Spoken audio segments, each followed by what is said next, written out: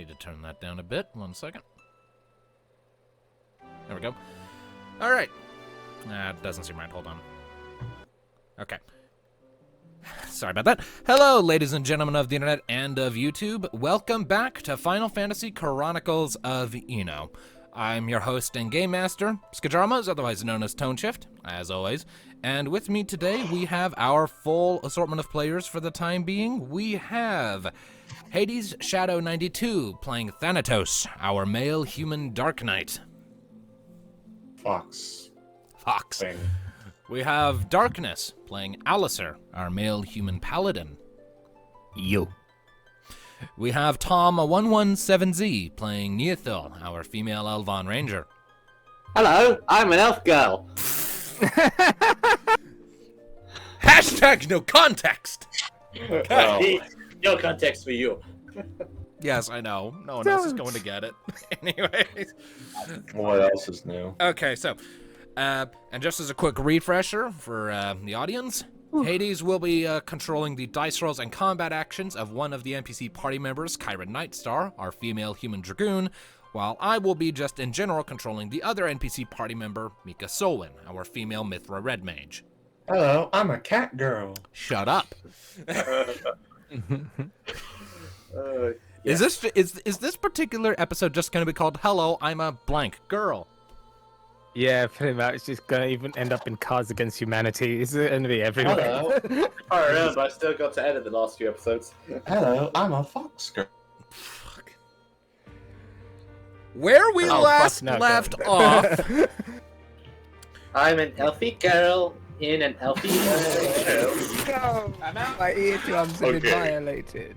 Okay. Next. I think he left. Oh, fuck. You done went too far, Tom. Oh, this is our show now. We are our own DM. We decide what happens.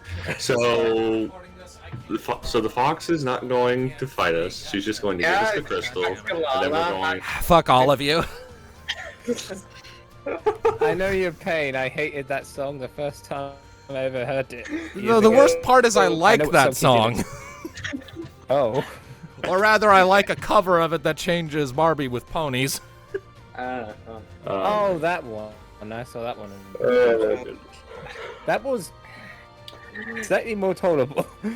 Anyway. Especially because it was a Twidash ship. Anyways. Okay, moving on. Yes, please. Yes. Please. Moving Let's on, move please. on. Let's hear the epic recap. See, here's the thing. People watching this episode are going to have no fucking idea why we're so broken right now. And we don't have time to explain it. We're starting an hour late. Look on the Skajarmas channel and retelling. And now we're here. Okay. All right. Okay. All right. So you're definitely using that picture for his retelling in the full video, right? And me being born. Probably. Anyways. So, where we last left off, our intrepid band of adventurers had arrived at the base of the Eno Watch Mountains in hopes of locating the Ice Crystal of Darkness hidden somewhere within its peaks, and on arrival discovered that Nee's sister, Sclala Ithil, had been captured by the elemental archfiend of ice, a Kefka-looking motherfucker named Scothenmel. Ice Kefka. Pretty much. With the intent of rescuing Sclala from this dangerous situation she's found herself in, the party ventured up into the peaks in search of the crystal with Sclala's life on the line, hanging in the balance, as Scothenmel wants to exchange Sclala for the crystal, as apparently he's been having a hard time reaching it. The party spent quite some time navigating the mountains before eventually finding their way into this secluded, hidden ice cavern palace where the laws of physics seemed to take a bit of a shore leave. They passed through mirrors that led into little reflected pocket dimensions. They were chased by an endless horde of spiders. They had to navigate a chamber filled with a dense, thick fog and mist that limited their visibility and may or may not have distorted space's scale. They don't know. before eventually they came to a chamber with a door that was too small for them to pass through, and then solved in 5 minutes a puzzle I spent all day working on. We're getting better. I'm still salty about that. Noted. Anyways, but they managed to solve that puzzle and make their way forward, where they finally came across the ice crystal of darkness. But before anyone could reach out and take it, they were confronted by a majestic fox-like creature calling itself Tamamohime, who is apparently the child of Fenrir, Shiva's loyal companion. Tamamohime has been aware of recent unfolding events and is the guardian of the crystal and is unwilling to relinquish it to the party on the grounds that she fears that they might have no choice but to give it to Skoth and Mel to save Sclala, and she's unwilling to make that particular risk. But the crystal itself, with Shiva watching through it, presumably, decided that a proper test of the group's abilities, of their integrity and endurance, was in order. And so, Tamamohime bid the party to face her in battle as they were, to stand against the storm she was to unleash on them and remain standing on the other side. She encouraged them not to show any concern for her safety and go for the throat. Fight as if their lives depended on it, for as far as she's concerned, they do. And it was with that proclamation, and her assuming a central position in the arena and emitting a loud, powerful roar, that we enter and combat begins. So, my friends, the battle is yours to begin.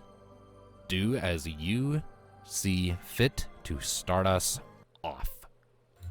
And right as we started this, the next series of Doctor Who, the trailer just dropped. So Yeah, I know. I know that dropped like an hour ago.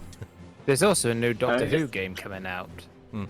So is it still? Anyway, Is it still written by that last motherfucker who ruined it? Chibnall? unfortunately, but for this last season, because at the end of this next season, it's going to be the series. Is going to be 3 specials, and then Jodie's regenerating. I think Chibnall's leaving with her. So Hopefully. Good. Is David Tennant's making a comeback in the video game adaptation? anyway, Yeah, Fuck's sake, jump fuck's behind sake, the fuck's fox. sake. Yeah, sure. Well, I have a feeling you're going to. The whole point is testing how well you can tank good. So I know, but I tank need to good. get to you guys. I suggest you make a movement. You can make it to us by 1 movement. So Now, Nee, would you Alright. like to shoot her? yeah, Where did that even start? That shoot it thing. Where did The that original Jurassic Jurassic Park. Yes, the original This is the best Jurassic Park, movie out way of the back first when. one. start? Have not watched very that first movie. scene, in fact. The very first scene too. Have not watched Yeah, that movie. Okay. Yeah, a Well, guy, I can never recommend pretend not to only be that offended. one. a Don't guy bother was with getting the his others. arm ripped off by.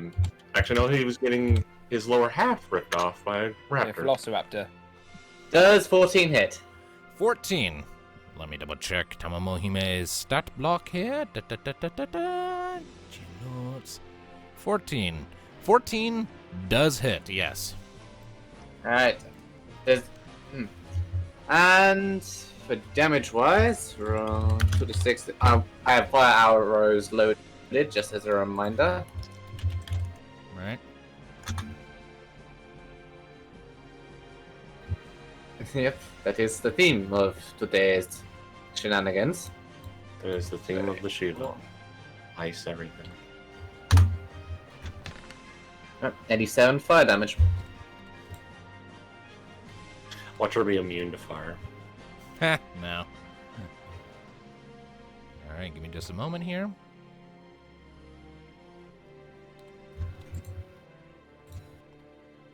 Wait, hold on, you're supposed to apply armor before, my bad, hold on.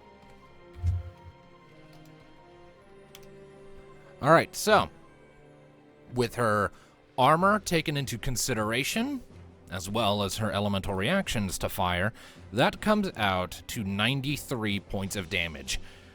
As Alistair quickly moves to rejoin the group, Nee, you sprint off to the side and fire off a quick shot that strikes against Tama's shoulder and bursts with some flames, and it clearly singes, and she growls angrily at you, turning a glare in your direction. She definitely has a thick hide, but not so thick that physical attacks are ineffectual. So is it like double from fire, but 50% less? Oh, It's 50% extra damage from fire. right. And how much is her physical armor? 25. No. That's not terrible. Alright. Alrighty then. So that was Nee's movement and attack actions. Alistair, you used a movement action, but you still have a standard action if you want to cast a spell or use an ability. That's what I'm thinking, but I'm just letting Thanatos goes first. Oh, you want me to go first? Alright. Yep. Bully! No. Hmm.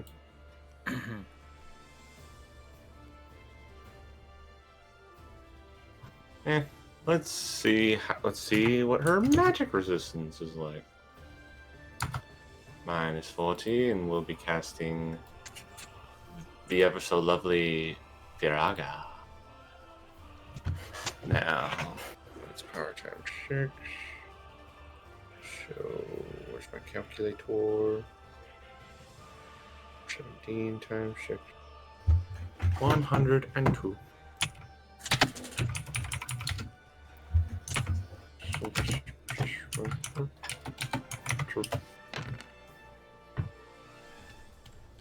106 in fire damage to the fox lady. Nice. Alright, so, Thanatos, are you moving anywhere or are you staying in place? I'm staying in place for right now. Alright, so, after seeing Nee run off to the side and firing off her shot, you're like, okay, I can dig this. You then slam the pommel of your scythe down on the ground, flames rush up along it. You then swing it up towards the sky, and this big crescent of flames flies up, coalesces, and then drops down like a meteor onto Tama Mohime. There's a big boom, a flash and rush of flames and heat that causes all of your hair to go whoosh.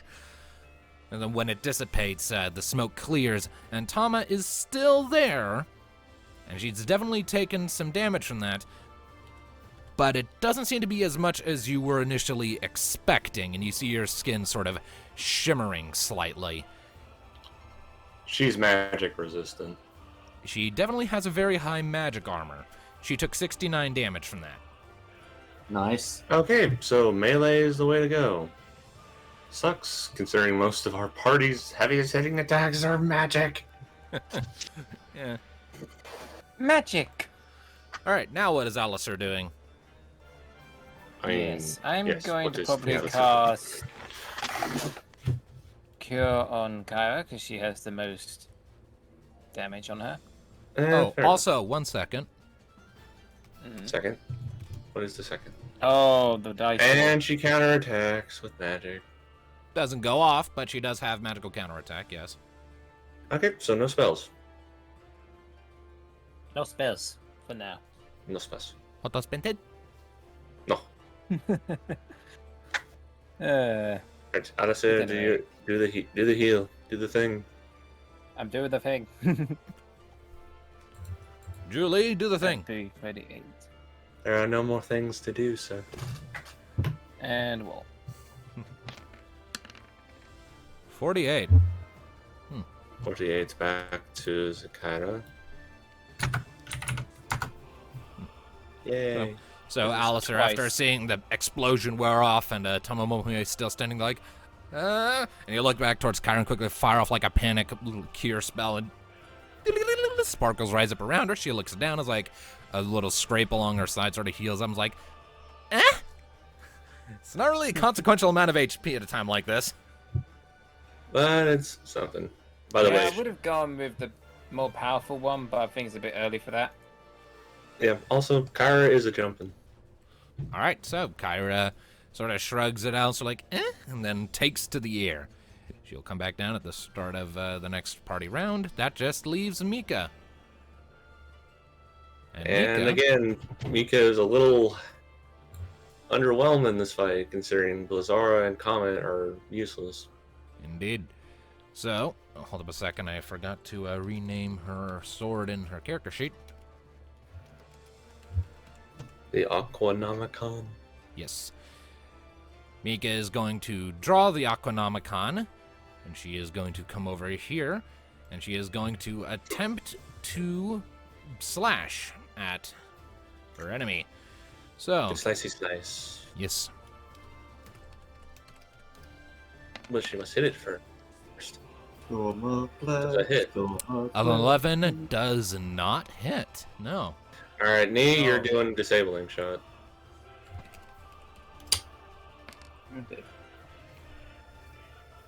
All right. Wait, is that counterattack for physical and magical attacks? 25% chance for each. Either way, it doesn't go off. So Mika comes up and swings her sword, but doesn't quite manage to land the hit. Tamamohime's head sort of immediately ducks to the side. Do you have And- to give counterattack to everything? Makes shit more interesting, if I can remember it. Anyways, it is now Tamamohime's turn. Yes. Oh, I can't wait to do like 600 damage a shot. Let's see here.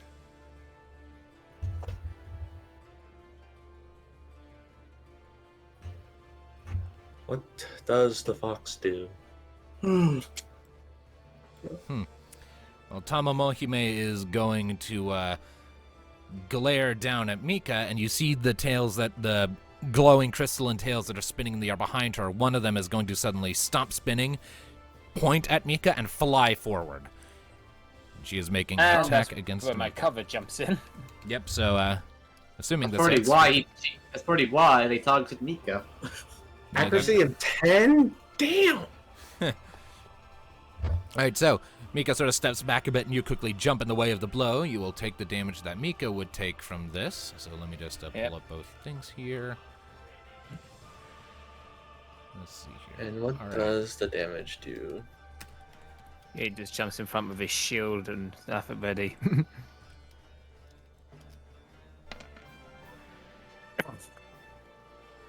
Well, as bad as I thought it would be. Alright, so Yeah, Alistair he- will take 138 points of damage as He's a the cowboy. as the tail slices towards Mika, but you quickly jump in the way, sort of lift up your shield, and it stabs into the shield and through your arm. Just like an inch from your face. A bit of your own blood sort of splats against it from the impact before the blade magically retracts to spinning back around Tamamohime. And she raises an eyebrow at you. And then she is going to use her movement action to engage Ice Step. And Ice step. what does that do? You watch as she is suddenly enveloped in a flicker of white frozen mist, and when it passes, she disappears. And then Are you... me right behind you. She reappears. I knew it. Ah, that's fun. Oh, great. I Teleporting. fucking knew that was gonna happen. I had a feeling she's gonna head to me, ain't she? Is it our turn? Yep, it is back to the party. Kyra comes And down. Kyra will come down. Actually, hold on. Roll for me a 1d4 really quick. Why? She gets On the a, right on, place. on a 1 or 2, Kyra will come down where Tamamohime was. On a 3 or 4, she'll come down on Tamamohime, able to redirect her angle in time. Okay, so Kyra will land where Tama was. I hate you. It just makes sense. She can literally see her move in the air and just come down. Alright. Fine. Ruin my fun.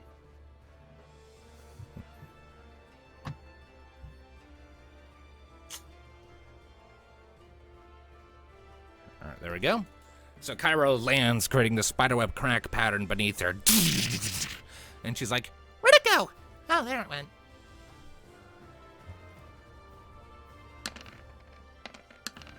Need to say Yes, shots? I am doing that in the process, and I hit, by the way. Yes, you did. Yeah, disabling shot, reducing its avoidance by 2. All right. Ah, shit.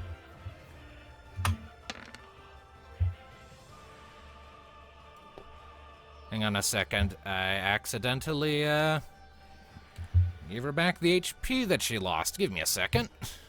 Yeah, don't do that. I wasn't trying to. Shut up. That's your, Was an accident. yeah, it was unintentional.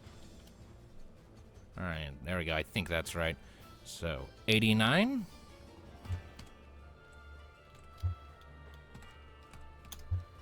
That is another 96 damage.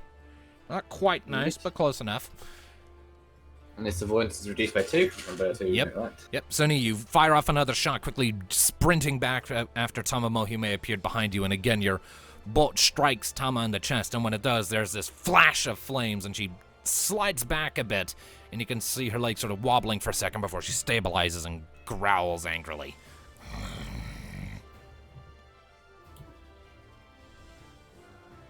I'm going to be covering knee now.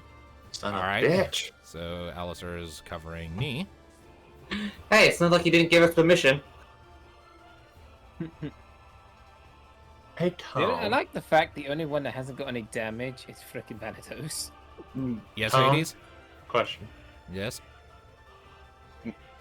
Since Caius and I pretty much have the same abilities, if I activate one that can only be activated once per day, does he also get to use it? I don't think so. Yeah, that would be a bit much. Either you or him could use it, but not both. He is an extension of you.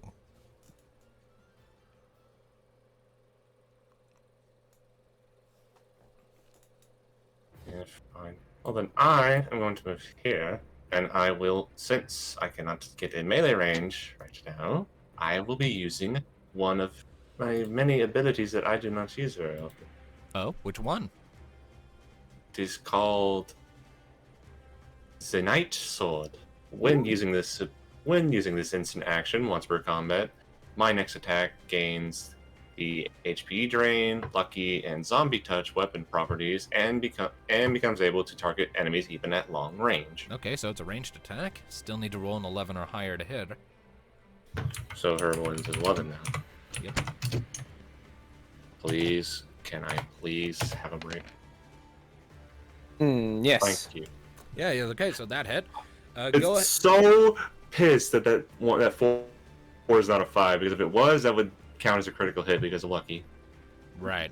So let's see. But- HP drain and zombie touch. Let me just go double check what those do really quick. How those work. Well, specifically. HP drain doesn't matter considering I'm at full. Right, fair enough. Zombie touch would be, I guess, trying to inflict zombie on her if she's not immune to it.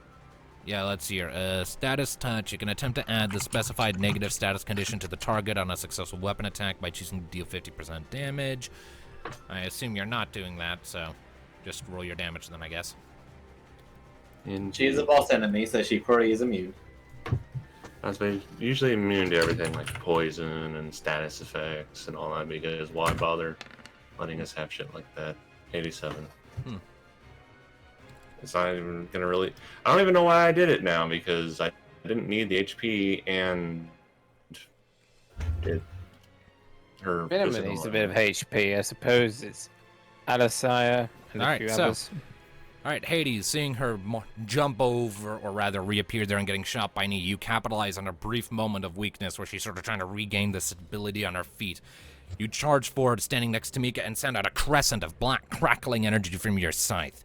It flies forward, kind of creating a trench in the ground as it goes, kicking up shards of ice, slams into Tama Mohime again, and pushes her back just a little more. Does it do any damage? It does, yes. Did 62. Oh yeah, her armor is 25. I thought it was higher. Yeah, no, her magic armor is Yeah. what's stupidly high. Indeed. Well then, Kyra can get just within range. That she can. Now Fire Breath is an ability, but it still does. It's still magic damage or whatever. Well, at least it's fire damage. Okay, so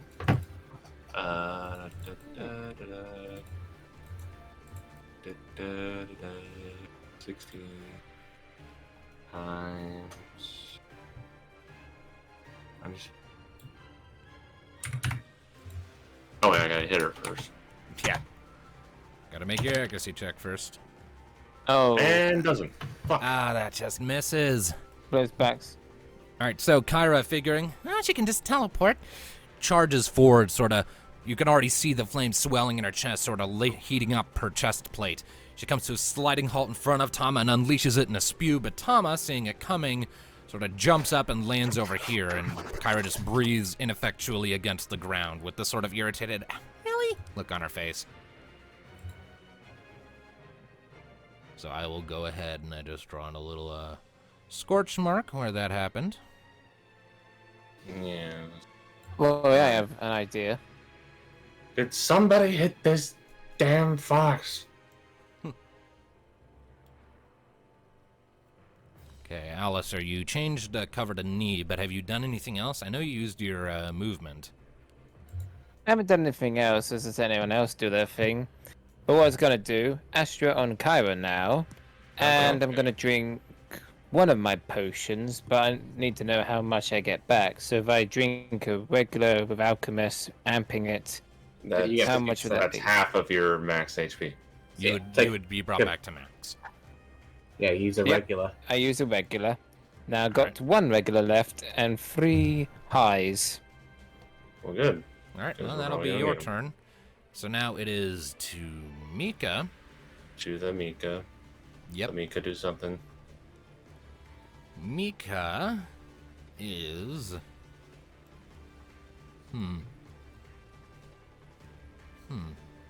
She could give us haste. That's true. It's a big MP investment, but yeah. So, I mean, our magic pretty much isn't all that much better. You could do. Just make sure we give her an ether after this, because we might need haste after this fight as well.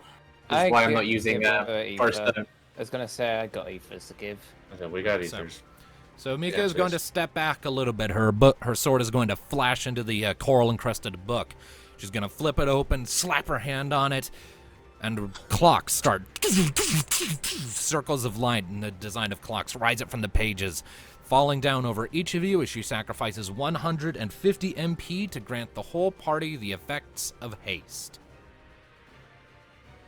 That will, but the problem is everyone's basically already gone. Well, yeah, but that'll be great for next turn. Yep. Okay, everybody has haste. Mm-hmm. I need to remove the jump icon from Kyra. Give me a second. There we go. Okay. That is everyone. Let me just real quickly add the force to everyone's timers. Indeed. Love this music. I say magic isn't going to help us much in this fight, so might as well have extra actions. Mm-hmm. All right. Well, And we it pretty is- much got the field set. Now it'd be the enemy's turn. Yep, it's back to Tama. And what does the fox do? The fox. Let's see here. The fox is going to. Let's see here. She's going to glare at Mika for casting haste. But she's also going to eye Kyra, who's right in front of her. And she is going to make a choice. All right. So, then you watch as Tama's eyes flash with this sort of cherry blossom pink color, and Kyra feels a sort of as something passes through her, and Thanatos, Oh, no. right next to you, the ice pillar that you're standing next to suddenly shimmers, Eh? and then you look into it, and you see Oh, no. another one of those reflections stepping out of it. And Are you serious? the clones. It's the attack of the clones. Are you kidding me, Tom? I am not. But fortunately, fire really hurts these guys, so. All right, so that was Tama's standard action. She's going to use her movement action to again disappear in a flash of white mist and reappear behind Mika. Shit. Meanwhile, the Kyra clone is going to just charge a Kyra and lay a smackdown on her. It doesn't work because it doesn't work because immediately she swings her icy whip and it just cracks against the Astra, breaking it. And now it is to the party. Wrecked. I hate you. Alright, so now that we Cover have... Yeah. I wanted to make an interesting fight, guys. Yeah, now we have haste active, so we have 2. I'm going to reload my fire arrows to begin with. Yep, so that's one standard action. Yeah, move an action to run in and do make a stab. Yep, you get your standard 2 attacks now. While Nee's doing that, I was gonna give Mika a potion. We'll get to that in a second. Sorry, 15 hits. this is lightning. 2. If she has any elemental reactions to lightning. Does she? That is 85 points of damage. Yes, she does indeed have an elemental reaction to lightning, plus 50%. Yeah, make a second stab. I guess ice makes sense because it's still water. Misses. Second stab misses. Then... Wasn't that your crossbow shot? No, that was a second dagger. Because now we've got the haste thing activated. Right. But you already used one of your standard actions to reload your things, so you'd only get one of your regular attack rotations. So it would be 1 dagger attack and 1 crossbow attack if you were in short range. Right. Yeah. I misremembered that. Yeah. Oh. So that would have been your crossbow then. And you missed. Oh, and we're back. Right. Well, either way, I need to roll 1d6 now.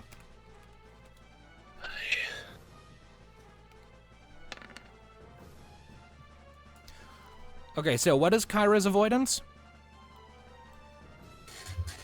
Does it even matter? We know it's gonna hit 7. Tom, I need you to roll your crossbow damage against the Kyra copy. Against the Kyra copy. Oh, the ricochet thing is still in play. Yep. So crossbow damage against the Kyra copy. Hey! Turns out it wasn't completely Well, at worthless. least this time you actually hit somebody. This we're is supposed fire, so... Yeah. All right, give me a second here. to. At least you hit. So the that is right... so that is 141 points of damage to the Kyra copy, as these copies do not come with any magic armor, Good. any armor or magic armor. Really quickly, just a second. I'm doing something here.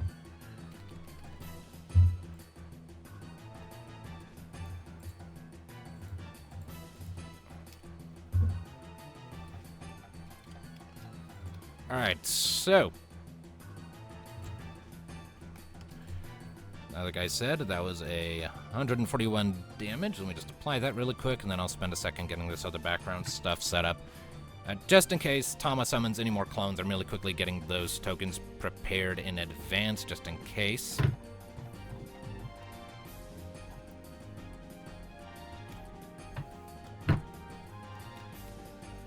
Send in the clones. Begun. The Clone War has. Yep. While I am doing that, who wants to go next? Well, I just said I went up to Mika. I gave her one of my souped-up high ethers, thanks to alchemy. All right, so then Mika will regain 75% of her max MP. I love alchemy. It is So now I very have- useful, yes. And now I have 2 high ethers. Try not to use them all. We may need more in the future. Yeah, we're gonna I need know. them for Ice Kefka. All right, give me just a second here. Almost done getting these fuckers set up. There's 5 of them. And of course, I'm also covering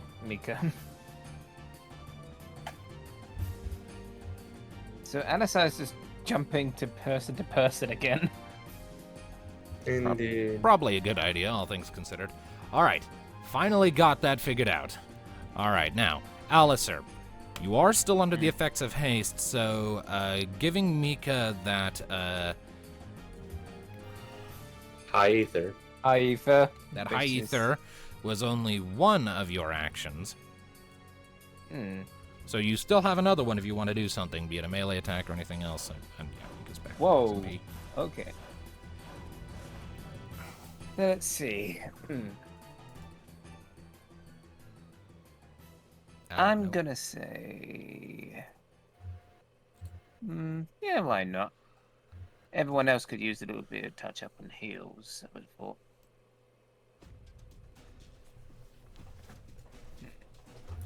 May I make a suggestion? Go on.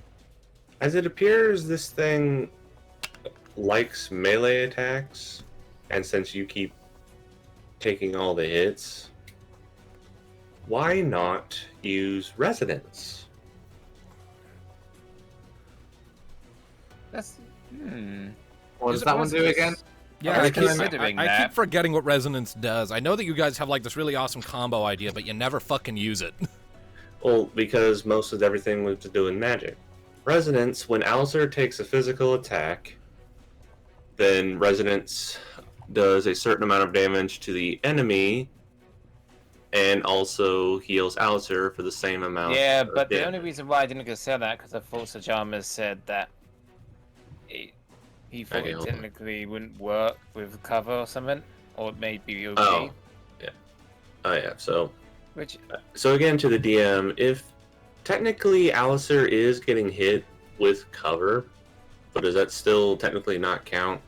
If he But is him the one, actually if taking he a is the physical one being attacked, then the effects of resonance would go off. If he's blocking an attack being aimed for someone else, then no, I believe is the ruling we had on that. Okay. Yeah. Well, that still would have been. Well, I still would have yeah, been I really mean- awesome. yeah, it would be awesome, and no, Alisai Well- has to be in cover to do it, but Well, The hold on. trigger anyway. Let me double check the text on the spell. A recursive Hmm. ring of light swirls by. Whenever the caster of resonance takes damage from an enemy's physical attack, their attacker suffers res times 2 points of magic armor damage, and the character regains mind times 2 points of health as regeneration. The next time the character is struck, these values are both increased by 1 step. Well, yeah, whichever. okay. Going by just how it's written, it still feels kind of funky, but just going by how the rules are written, I guess it would work even if you had a cover going, because whenever you take damage, it says. So yeah, Yeah. considering it Which says is- when he which is takes why- physical damage, not takes a physical attack. Which is why I was a little bit forceful Yeah. that I thought it would have worked. Cause Right. physical Fair enough. attack, Fair the enough. only- That was my bad. I misunderstood how it was Yeah. written. All right. So yeah, that Alright. should work. So yes. Mm. So yes. The only time it Do- wouldn't work is when I get hit with a magic attack. Yeah, magic doesn't work. It has to be physical. Mm. right, so do it. Do it. Go. Do the thing. Yes, I'm doing the thing. All right. And that's That'll 25 be MP. 25 MP. Mm. Onus will be on you to keep track of that, by the way. I will.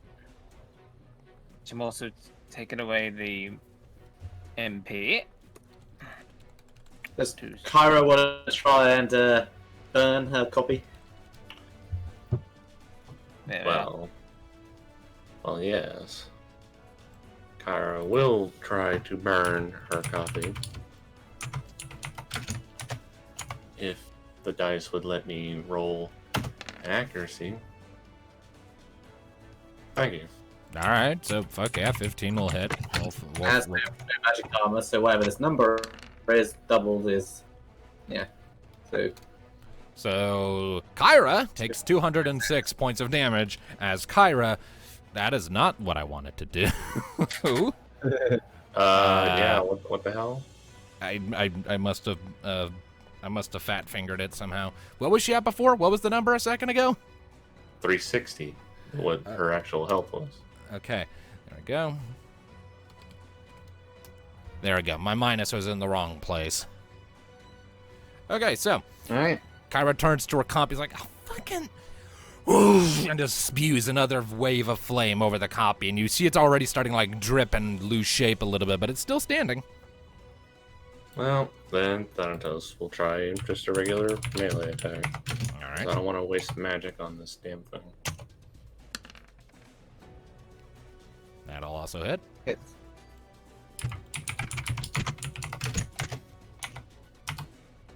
I mean, you need to do 154 damage to kill it. Yeah. Does it have any physical armor? No, it has no armor or magic armor. 92 damage. Spell burst doesn't work unless you land a critical hit. All right. Yeah, they can't use any abilities or anything. They can only use weapons, so it'll be fine. All right, so that is another 92 damage as Thanatos comes in and sort of buries the blade of his scythe into the Kyra clone's back, and it spews out the front. Oh. There's a spray of shrapnel and ice. And you can attack again. I'm about to say, haste is a thing. Yeah, you guys are hasted. Kyra So- 2. So yeah, Thanatos is going to go for another swing. Okay, 16 will hit. Swing. Finish her. That Or would do it. All right, dead. so She's you dead. retract your scythe from the Kyra clone's back, and it spins to face you, jaw splitting open unnaturally wide as it's starting to melt and break apart with this unnatural, horrible. And you're just like, ugh! And you just strike the pommel of your spear against its face, and the whole thing just shatters and scatters across the floor. not as good looking as the real thing. Thanks. Speaking of Kyra, she still has an action left. What's she gonna do? Well, she cannot reach the wolf, or no, sorry, fox, sorry. And so I guess she'll try jumping again. All right. So Kyra will turn to glare Tamamohime again. It's like, okay, one more time with feeling. Up, and flies up. Alright. And now just Tamika. Wait, hold on a second. I totally forgot to do one of the copy tokens. Let me move that really quick. Pardon. Yeah, there's one of the clone tokens that I have prepared just in case she makes more of you guys. I forgot to get the Thanatos one set up. Well, there will be a Thanatos one. I don't know. It depends. We didn't get one last time. We're not getting one this time. There's only one Thanatos. Well, technically there's I two. would like to beg to differ. Do I call you Thanatos? No, but you're not Thanatos either. You're Talia. Thanatos is just a nickname you thought was clever. It is clever. Is it? Nee, is it clever? More so than Shadow Grasp. All right. Well, Tama is going to glare at all of you for this, and her eyes are going to flash. Didn't Mika have a turn? Oh, wait, that's right. I'm sorry. I totally forgot about Mika. 5 for actions. All right, well, seeing as she's already cast haste on everyone, Mika is she's just going to come in and do a quick double shot of attacks, I guess. She's got nothing else she can do. Hold on, I need to double check something really quick because I think I need to update her character sheet a little more. Yeah, okay, I really need to update Mika's weapon details on her sheet because I haven't updated them in a while.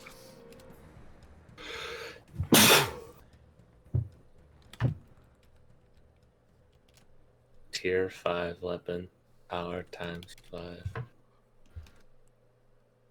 Okay, there we Of go. course, That's she has better. to actually hit the damn thing. She hasn't been very good with her sword lately. We need to have lessons. All right, well, as it is, Mika is going to grit her teeth in irritation. Her sword is going to flash back into a book. She's going to, well, it was already a book, I guess. Either way, she's going to point it at Tama, and it's going to let out 2 flashes as she makes 2 book attacks. Because to use her mind instead of her power. Indeed. So her accuracy is 5. So is this still physical damage or is this magic? It's still physical damage. That'll hit. And the second attack will not. So only one hit.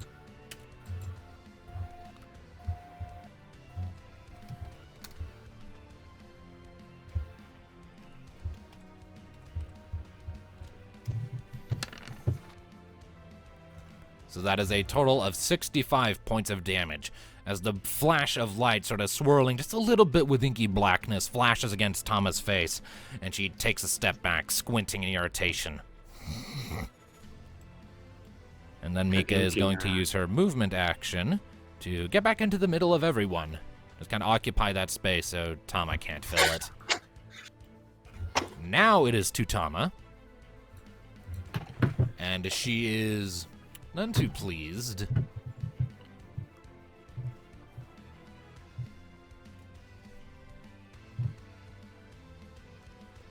Let's see here.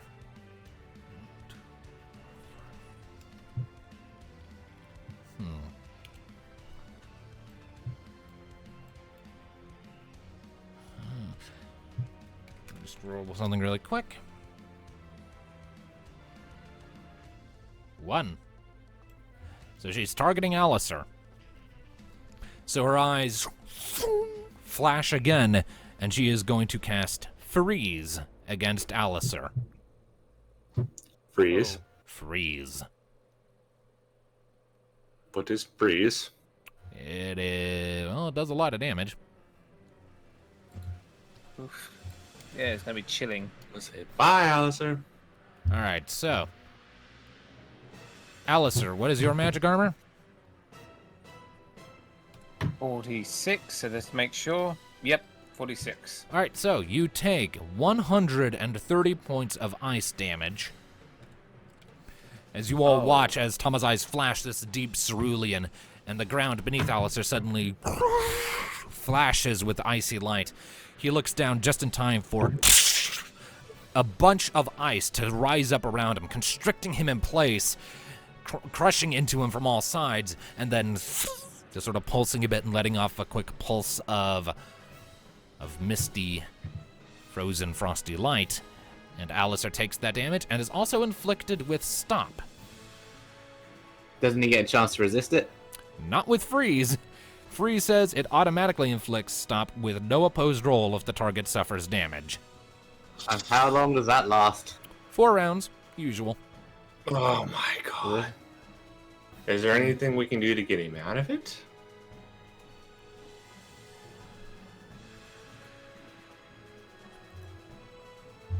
I'm sure you can try and think of something. So I would there's say no actual melt it, so there's no as actual long as you don't mechanic. cook me. So again, there's no actual mechanic to it. You just want us to MacGyver it. I mean, if you have something that removes the Stop status condition, you can use it. Stop. Pretty sure we don't. We don't even know. Ah, We shit. don't even know what item does that. Ah, shit, my cake's gonna be an icicle. Either way, it's back to the party. Oh, there goes our tank. I love how this whole thing is supposed to determine, like... Remedy! Does Remedy work? That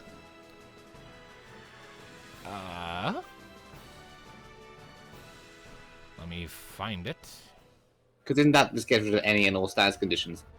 Remedy removes all negative status effects. So yes, that would technically remove the effects of Stop, because that is counted as a negative status condition. Doesn't Mika have one? Let me double check. 1. She spent 8,000 gil on it. I'll buy her a new one. We'll buy her a new one. All right, so you're gonna send Mika to remove Stop. Yes, Please. unfreeze the tank. Which again, I was going to say is, this whole thing is supposed to be a test for him of how resilient he is, It's telling And a then test she just- for all of us. and then she just freezes him. Because, I mean, Well, it's mostly you this time because it's your crystal. true.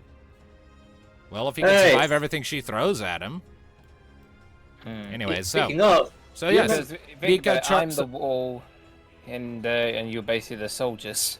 All right, so Mika uses one of her sets of actions for this round to come up, sort of set her book aside, whip out a remedy, and splash the water against the ice, and it quickly melts and dissolves off of Alistair, leaving him free once again. Neat. That was unpleasant. And Tama raises an eyebrow. Quick thinking. Can she do that more than once? We'll find out. Speaking of, shoot her. I hit her. All right. This is a fire arrow. And then stab her.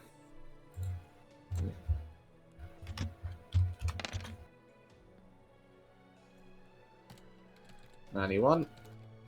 It comes out to 99.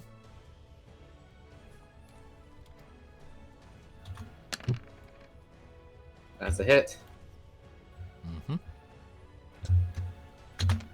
And this is lightning, so yet again. 83. 87 in total. Neat. Alright. Then going to...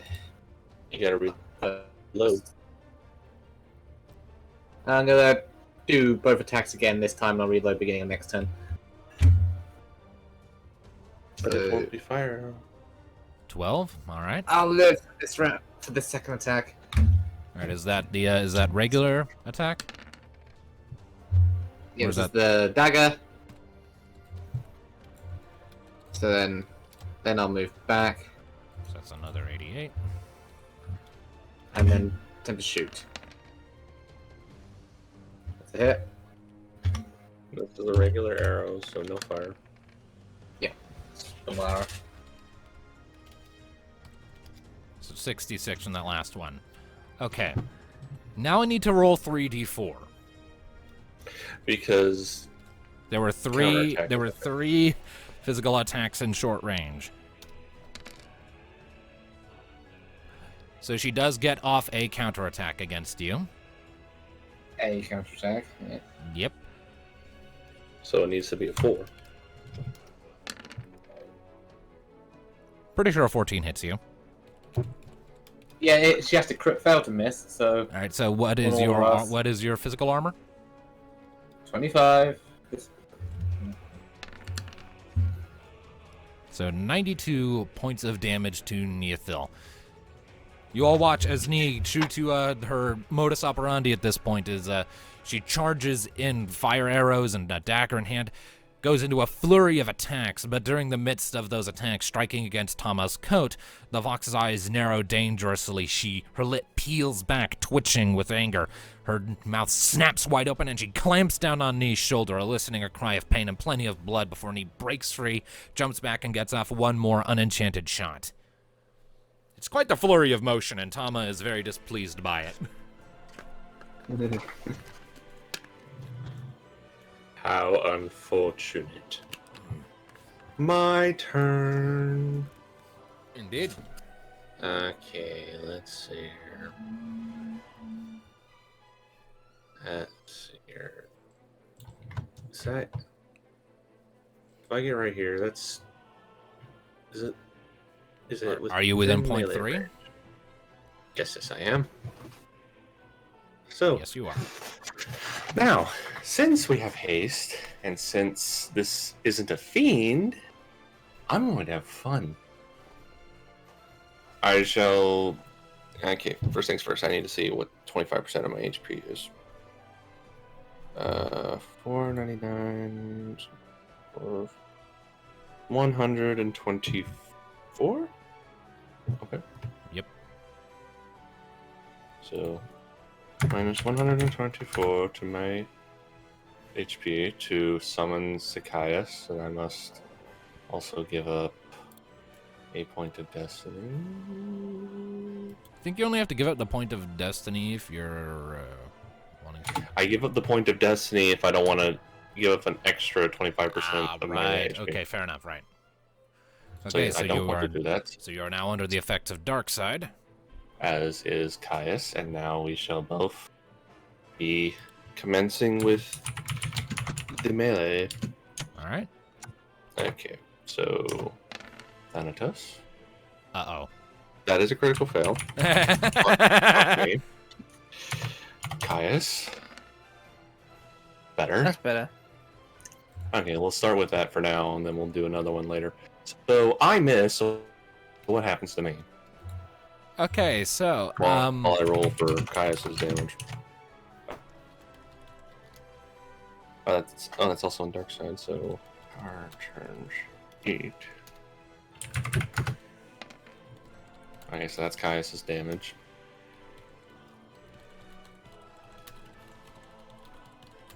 And does she have any reaction to Shadow?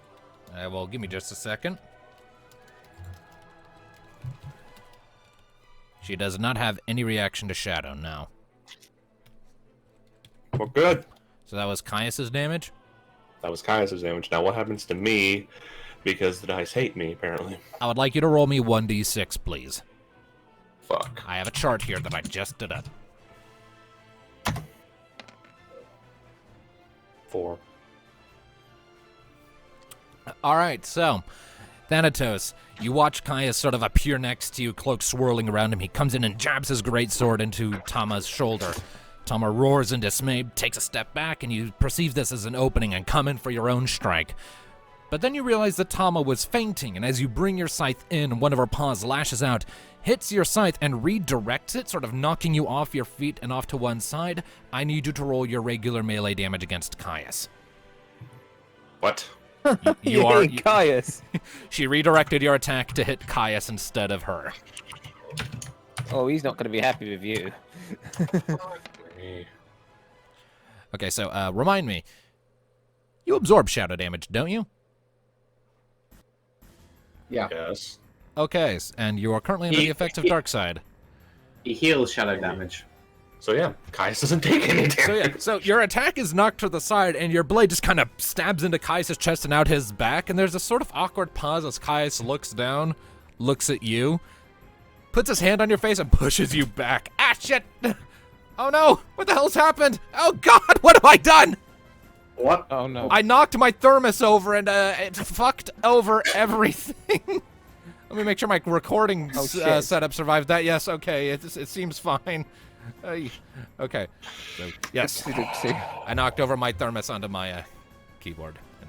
Attack her again, both of you. So it literally just, well, at least it didn't do anything. So let's try her. Let's try this again.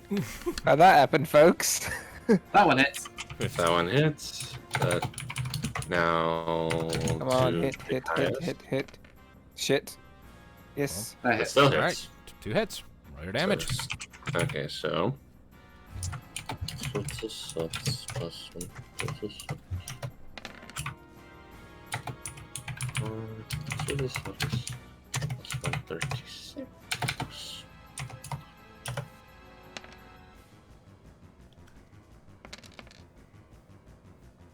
All right.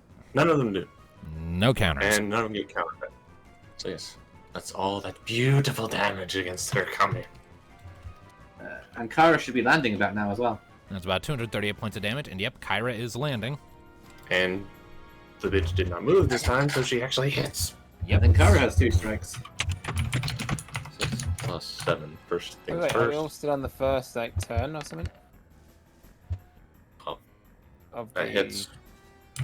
But, Plus. Shit. 16. 64. So that's the jump attack. That's 48 points of damage. Quite. All right, Kyra comes down as you and Caius continue to wail into Tama, driving her back. She lands on Tama's back with her whip sort of spiraling around, lashing around her. There's this loud whoosh as the whip crack happens before Kyra jumps off and lands next to Tama, whip sort of swirling around her. So Kyra has 2 actions, Alice has 2 actions, Mika has 1 action. That's what's left. Indeed. Next up, Fire Breath. 14 hits.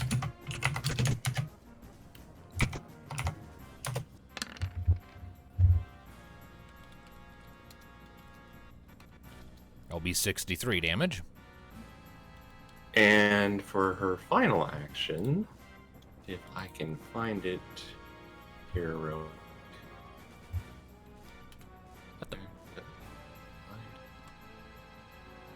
What? Yes. For her next attack, well, first things first, I need to make sure it actually hits. What is that? Oh, yeah, counterattack. Yeah, the dice. Hits. She will be using Lancet. All right. Lancet does mind times her weapon tier. So Kyra's mind is 8. Weapon tier is 4. So that will be mind. Let's see. So that's 8 times 4. 30. So 8 times 4. That's 32 points of damage. Is it mitigated So that is at 80. all? Uh, Does it say if it ignores armor or magic armor? hold on.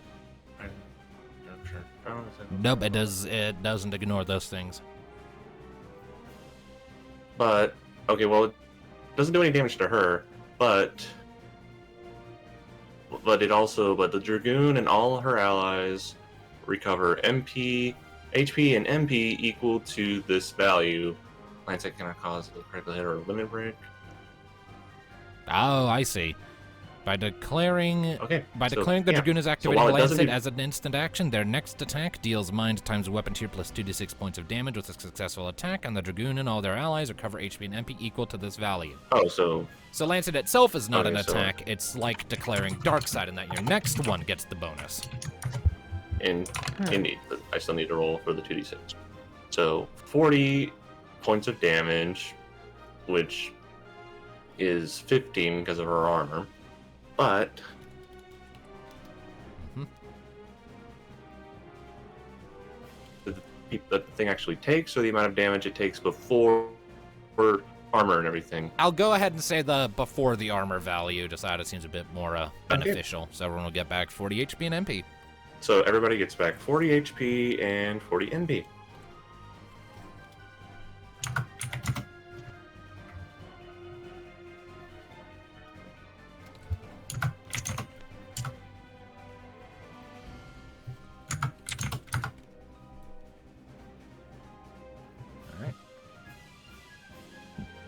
All right, everyone taking care of that then?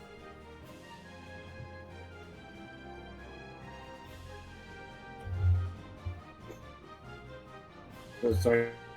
Wait, what was that? Everybody 40 gets MP HP? 40 HP, yes. 40 HP and 40 MP. Nice.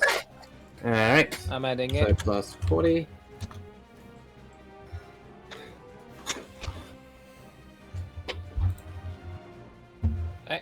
I didn't click enter, that's why.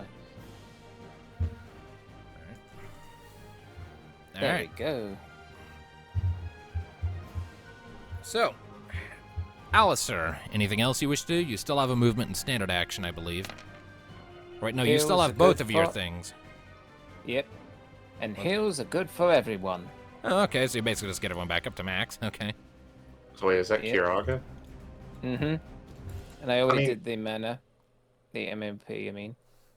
Did you? Yeah. Oh wait, how much MP does that cost? 60. I already did it. I was on 167, Oh, okay. but now I'm on 170. I'm on And did you 107. and Yeah. did you add the 40? Did you add the 40 MP that you got from the Lancet? Yep, I did that. Thing? Okay. So good. Lancet I was covered just waiting most of till that it was my cost.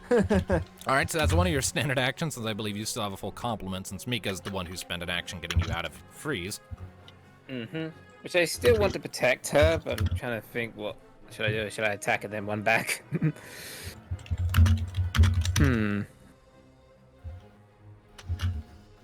I mean, there is another thing I could do. But I'm just looking here. You could. I go know. along. I know what my second action was. I remember now. What? I was going to drink one of my regular. Let's see. Oh. Yeah, one of my regular ethers. That's half of your So it MP. was technically a high ether, thanks to. Yes, the alchemy. Alright. You get half your MP there. All right, And now that's it's over my turn. now it's over to Mika, who has one thing left. And she is going to charge in, and she is going to try and smack one down on the fox lady.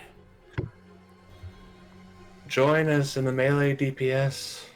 Yeah, me's the only one that's not in Missed. close range. She misses.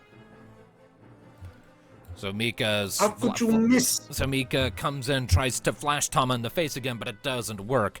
And Tama sort of jumps back and lands back here a little bit, sort of growling. And you can tell that she's definitely taken a lot of hits from the blows coming her way. She's dripping a bit with this pale blue, sort of pinkish blood. She's taking deep breaths, kind of shaking a little bit. It is over to her. And what should she be doing now? Well, the first thing she's going to do is she is going to use one of her... She's going to use her movement action to engage Ice Step. And is going to reappear way over here. Is it limit break time? Hang on. Oh. You all watch as Tama sort of suddenly dips into the ice, and you hear her ways away as she comes back up. And she is standing there sort of sagging in place, taking a few deep breaths, and she closes her eyes and uses her standard action. And as she does, you watch as this bluish and pinkish waves of light sort of wash over her full body. And then when they pass, she opens her eyes, and they're glowing brightly. What'd she do? She used Armor of the North. Oh, so she's extra Which protected now. does- You What get does it do? You don't know yet. You just know that there was this wave of light that washed over her, and something about her changed. My Armor of the theory North. is a bit like Astra, but different. No, I have a feeling it just probably doubled her armor score. Magic. That's It what I got- meant. It basically Oh. protects. If that's how is she looking though? Since you said she was kind of haggard looking, teleporting over there. She's And looking. the- She's looking pretty the fucked up. armor. She is definitely under half. Yeah, we've been doing a lot with haste. I like haste. Haste is good. I'm going. So fire arrows loaded as turn number 1. Turn number 2, shooting. All right. That's a hit. All right. Go ahead and roll damage. Okay. Let's see All what her armor score is. Cool. This is fire. All right. So you point your crossbow and you fire off the shot, and it strikes her shoulder. There's another blast of flames, but the bluish light flickers around her body in response, and she turns to look in your direction, and you realize that did not do as much damage as it has been up till now. And you realize that she is under the effects of Protect. So physical damage, magic, not so much. Yeah, physical damage She has takes been 50% halved. less. Yeah, physical but- damage There has you been go. Yeah. halved. So in other words, with fire, I'm doing normal damage. Yeah.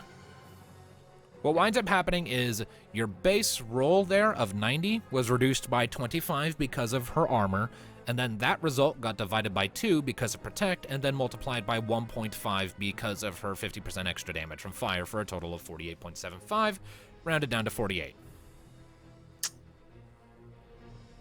Jeez. Fun. Yeah, and her magic armor was already stupid high, so now we're doubly fucked. Well, fortunately, we have room to double the attacks we normally would, so keep piling that damage on. They'll get through. And just bear in mind, you Okay. currently only have 1 round of haste left. After this round, it will wear off. And how lovely, most of us are out of melee range now. Make use of it. Okay. Mm. So with haste, do we also get 2 movement actions? Yes, you get 2 movement I'm- actions, so you can move up to 2 medium ranges. I used up 1 at the moment, so Just guys as wanna a, move and up? just Take it. And just as a heads up, these its outlined spaces here indicate a sloped rise in terrain. It's sort of a steep incline up to this raised platform up here. Over here are little slanted paths that lead down. So if you try to go through these outlined areas, I'll probably necessitate an athletics check to make sure you don't slip and fall on your face, because it is a steep slope and it is made of ice. Yeah, well, if you want to reach them, you're going to have to try to do it, because otherwise you won't be able to get there. You need to go up there. Like, you can all make it if you go through this loop. So back here. Okay. Good to know now. Okay, let me just think.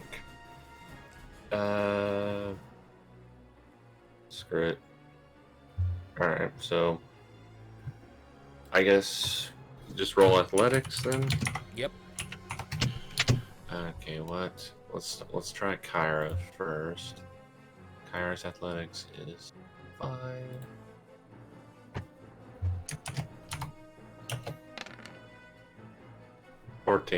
Yeah, she does it. She does it flawlessly. She charges forward and slides effortlessly down the slope to land next to Tama. Whoosh. Whoosh. Right. Alright, now... She has 2 attacks now. Well, first, I'm gonna see if I can get Thanatos over there now. Has 2 if you can.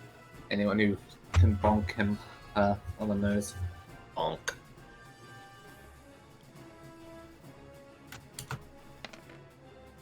Does Thanatos make it? Yes, though it's far less graceful. Great. He manages to come up to Kyra's side, kind of stumbling on the way down, like you almost fall, but you catch yourself right at the bottom. Yay. What's Caius doing? And First attack I'm gonna misses. I'm also going to point out I only made 1 attack roll. I mean- on my other.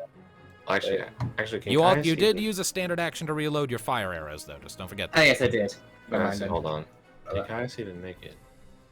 You can. He'll need Yes, to he make that athletics check too, though. That's what the 10 is. That just makes it. Just 10. makes it. Like, he manages to make his lack of grace a bit more dignified looking. Because of course he does. Yeah, like he definitely almost loses his balance and falls, but like when he hits the ground, he sort of naturally just sort of tucks into a roll a little bit and comes back up. So he didn't do as good as you, but he made it look cooler than you did. You stayed on your feet. He went into a roll Well, because he's a fucking overachiever. again. Well, let us see what. There's about to be 6 fucking attacks incoming. Good.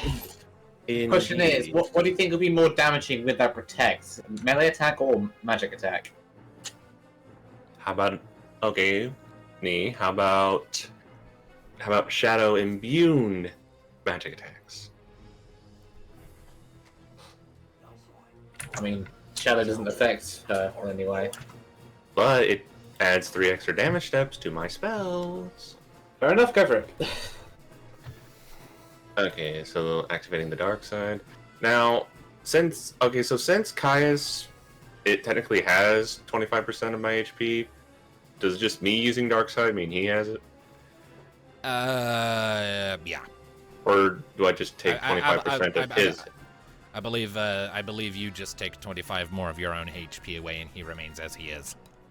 Okay. Okay, next up, 40 MP from them both.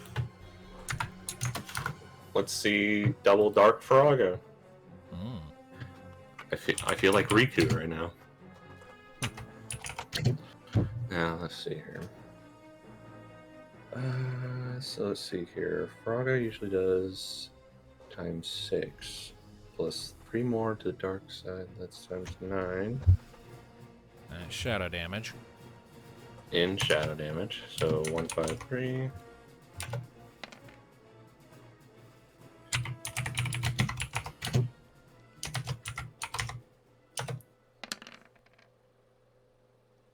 Those in magic armor shadow damage. Okay.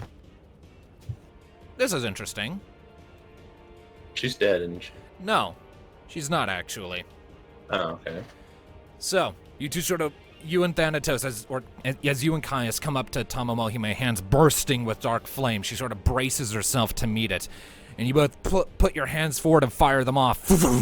They strike against her, but instead of initially exploding like you were expecting, you then see the pink light that had washed over her when she cast Armor of the North reflecting, and then the flames suddenly rush back out towards you, Caius, and Kyra.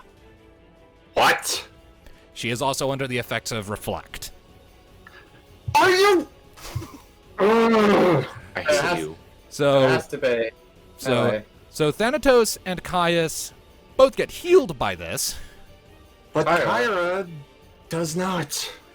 Yeah, so both of those damages added together and then multiplied by 1.5 because of her being humanoid. And that is the damage she takes. Oh, shit. I know what I'm gonna do this turn. Shit. Kyra's down. You just downed your girl. So she Not takes cool, So man. she takes 472 points of shadow damage. Yep, she's down. What the fuck? So Forgot you, to mention that part.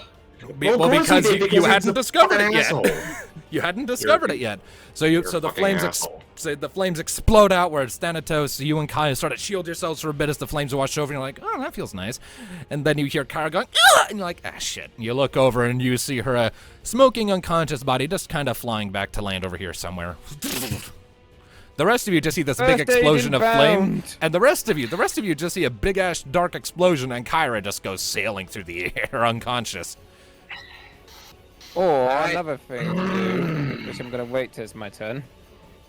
Alright, try I'm done. non You still have standard actions, by the way.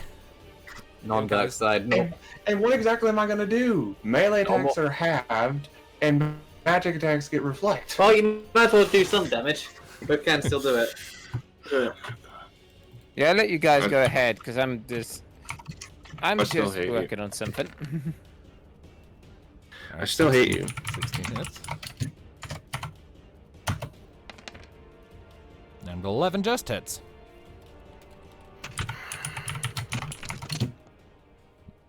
No counterattacks incoming. Okay.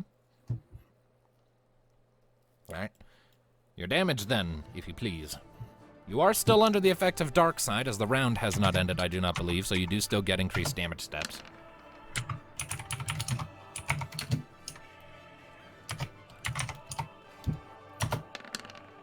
Does anyone have any abilities that strip someone of their positive effects? No. If someone knew I the don't believe spell, so. if someone knew the spell to spell. Anyway, so, I mean, that wouldn't work as reflect. right. Either way, that is 120 points of damage total. As you seeing Kyra go flying off, like, all right, no magic. And you and Caius do another one of your sort of cool cross-slash things, sort of a passing through, and you definitely do damage, though the blue shimmering light does mitigate it a bit, but Tama is still like, is really feeling it. Good. You know, Alright, either Mika or either Alice. I'm working on the heels. Mika could do something else. Yeah. I'm about to say you can do life and Kiraga. If you Yes, want. that's what You I'm got thinking the about doing. I'm ability. just thinking my options first. Well, you can either use a Phoenix down or use life. I'd use life because then you don't have to use a Phoenix down. Yeah, You say still have Phoenix that. Downs are expensive, and Give me a have moment plenty to of think, please. Yeah, that will work. Right. So, because I got still 2 actions, right? Yes. Yep. Yep, This turn. Right. 2 movement First, actions, life. 2 standard actions. Then. Okay. First, life. Second, Kiraka on her. Right, and So then it'd be 8 times instead of 5 times. So yeah, life is 30 MP and restores her I'm to doing 1 that, HP. don't worry. I'm doing it. So it's 90 MP in total. Yes. And since you were just doing It's it to going one bye-bye. person, it is mine times 8. Yes. I got all the maths. You guys carry on. I'm doing the maths. Doing the math. Nice, Nah. that's a total of 90 MP, you said? Mhm. Yes. All right, I'll go ahead and shave that off then. Thank you. Now then, Let's should've- get her up first, so she's I up sh- now, I should have kept her back. and then I do the heals. I knew it was too easy because there's 2 colored. Well, don't goats. worry, she's alive. She's not dead. She's still alive. Don't have a heart attack, but make it up to her afterwards.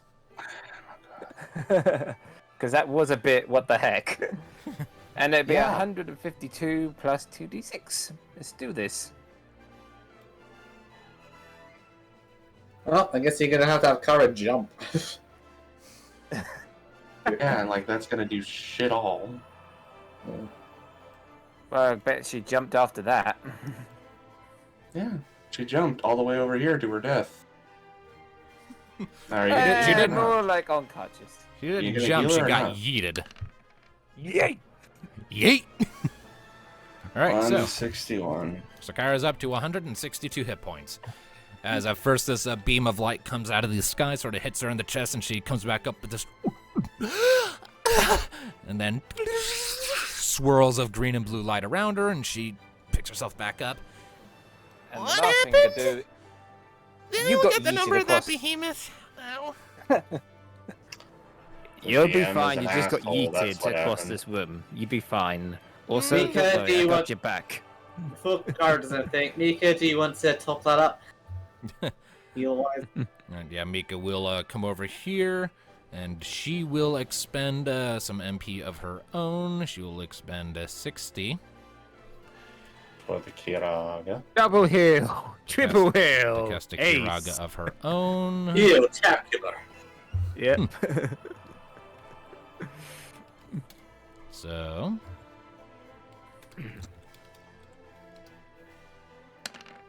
Sakara gets back another 131. Heal immortal.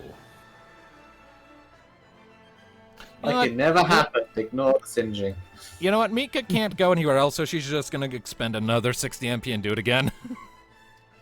Let's do it one more time. So 137 more Billionaire. hit points to Kyra as Mika does double cast Kiraga. Yep. So Kyra sort of like dusts herself Yo, off a bit as fuck. she's getting back up, and she's just surrounded by a bunch of blue light to the point that it's almost blinding. She nods at the two of them. Thanks. You're welcome anytime. Alright, it's this stupid fox's turn. All right. It is over to Tama. And Tama is, she's definitely feeling the burn of this fight. So she's going to use her movement action, Ice Step, to come back to the middle of the arena. Alright, Alistair, do your thing. And then Yeah.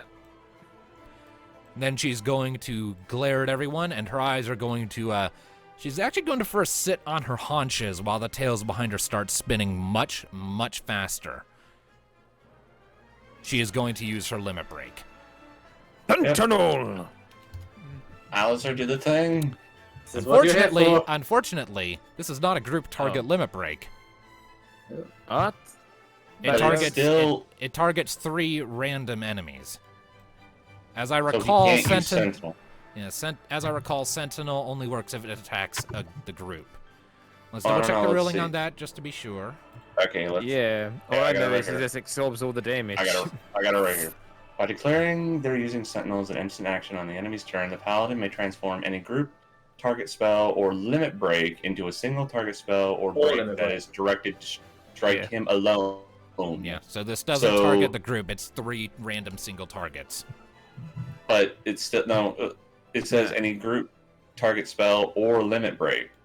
Yes, Yeah. and she's not targeting the group. It's 3 random single targets. What It's it means still a is limit break.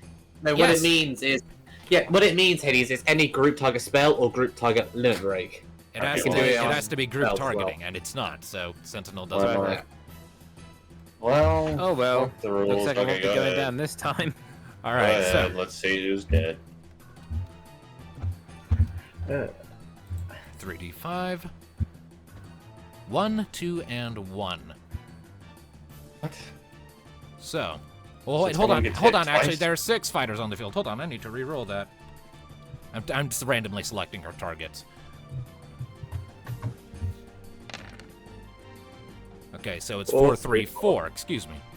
So somebody gets hit twice. So Nee gets hit twice, Fuck you. and Alistair gets attacked once.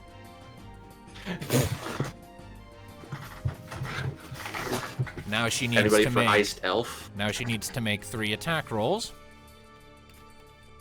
I'll say anybody for Iced Elf? I got that face with that meme. It was like, what the fuck just happened? All right, the so one that that all is. three hit. So I'm pretty sure all 3 of those hit. I think she has to crit fail to miss, yes. All right. All right, so let's do the damage to Nee first. She's pretty much just dead. We all know it. And just as a heads up, this does ignore armor, magic armor, protect, and shell. It does piercing damage. So that's 1 damage. Ah, I'm not dead, I'm just hurt. So wait, you live? Yeah. Let's see here. 1, Look, a bit cold. 79 plus. So 20. 361 points of 2. damage to Neothil. And then to Alistair, Ow. 180 180. damage. Okay. You know, for a limit break, that's kind of underwhelming. Well, she's not an end boss level Well, thing, to be- so she only had so many points to work with. Yeah, she's not end boss level. That would be Kefka.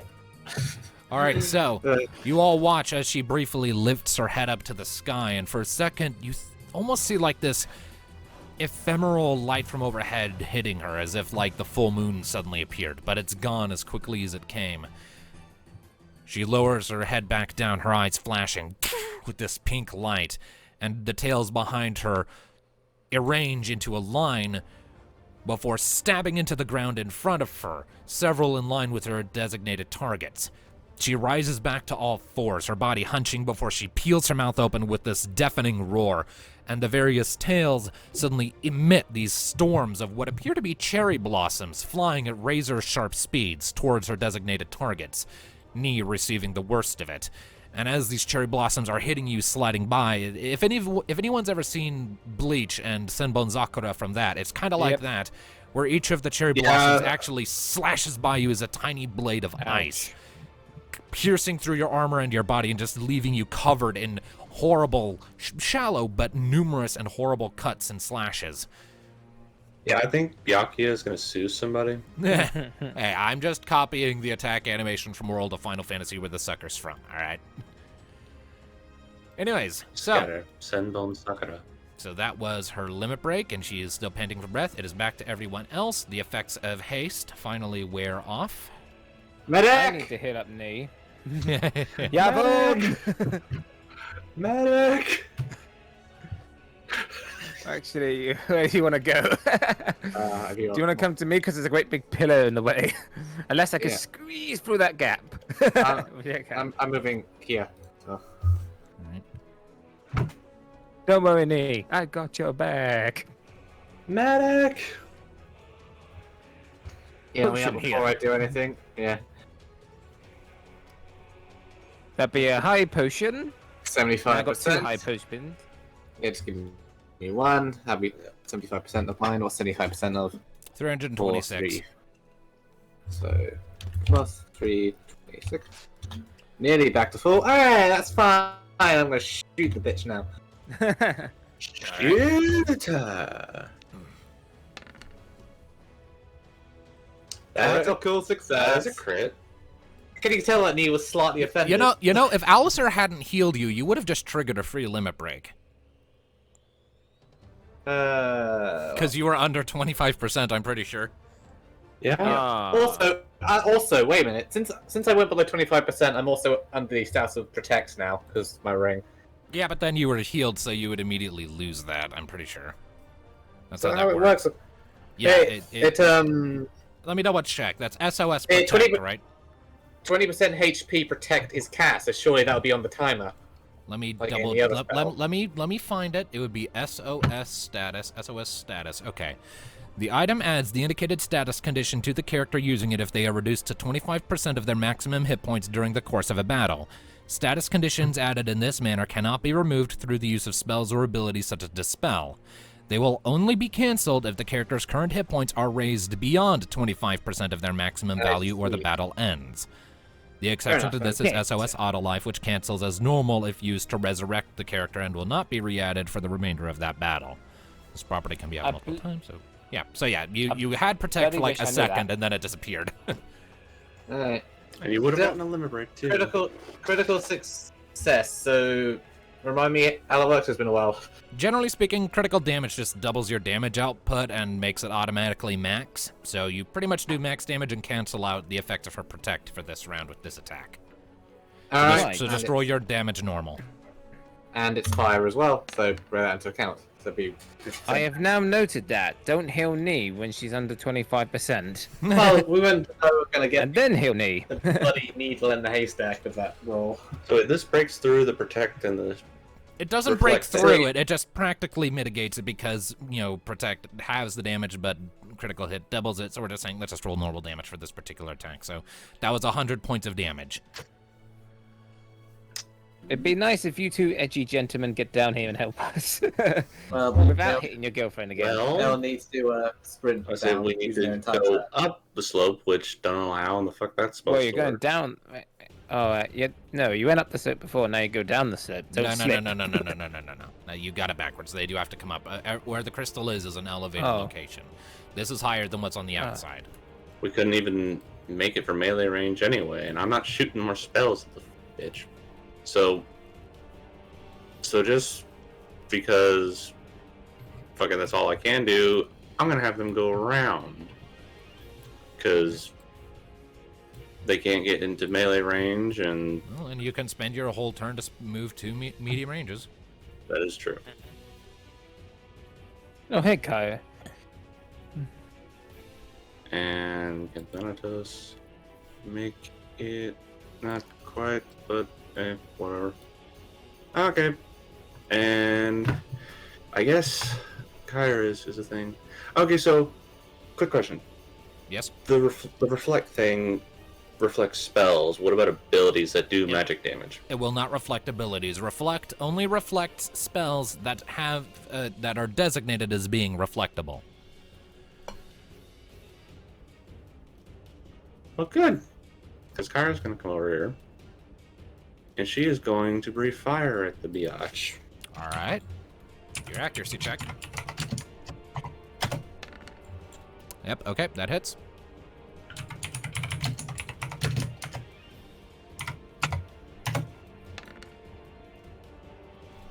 $100. So that comes out to 60 damage after all calculations. So another spew of flame over Tamamohime, and she takes a few more steps back, sort of snarling angrily in dismay. And also, just for the hell of it, while the rest of you are figuring what the rest of you are doing, I'm just gonna draw on the explosion site back here. Wait a minute. So she's under Protect, right? Yes. I wound up doing 60 because of her high magic armor. Okay, but with like Protect and Reflect, can those be broken with a limit break? It would depend on what the limit break does. Why do you ask? Because I remember back with the dragon that we fought for the Wind Crystal, that he tried to do the same thing, and then I think you said like a limit break can break through it or something. I think one of our limit breaks does something similar, but she's low on health now anyway. Let's try not to use any limit breaks. Yeah. Save it for Kafka. Fine. Yeah. Which is a good thing that you didn't miss that trigger when we were fighting him, because that would have been a pain. Alright, so who hasn't gone yet? I don't believe Mika's gone. Has Alistair gone? I healed knee. All right. So then it's just Mika who hasn't gone then. I can move still, but that's about it. I wait to see where Mika goes. And is she within 0.3? Just barely out. Okay, well then.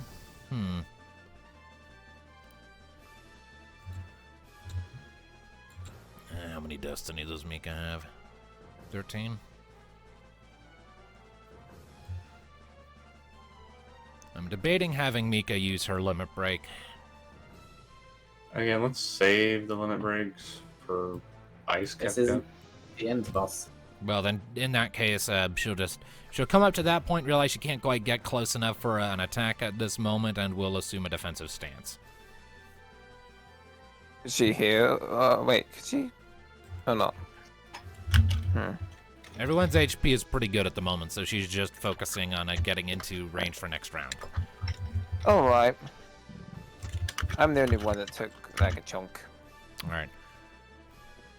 And now it is Tutama. I'm close to half my life.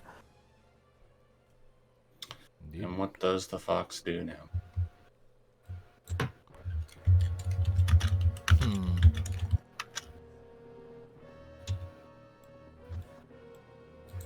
Well, for one thing, she loses another tick on Armor of the North.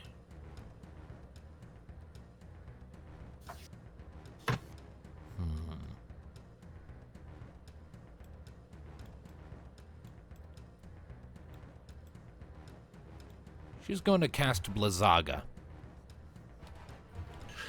Of course she is.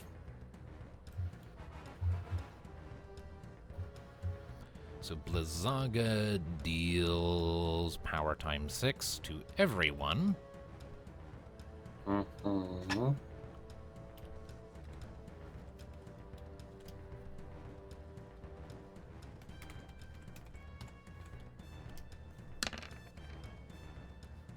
So that will be before mitigation 102 to everyone. Let's go ahead and do armor calculations really quick. Magic armor. 46. That'll be 56 to Alistair then. And Mika, me, and Kyra all have 25. So 77 to all of them. And Thanatos has 15. So that's 87 to One. everyone, to you two. 87. Oh, right, and Caius. Because, yeah. Yeah, Well, 'cause it's a Caius, group tick. look, guys, Caius took a hit and he didn't disappear. Yeah, it's a miracle. So, she takes a step back, her eyes flash again, and a wave of freezing wind blasts out from her, and chunks of ice start rising up from the ground to try and pierce you guys, but you manage to, sort of duck and dodge to the sides, evading the worst of it. Tama's gonna back up a little bit, and that'll be the end of her turn.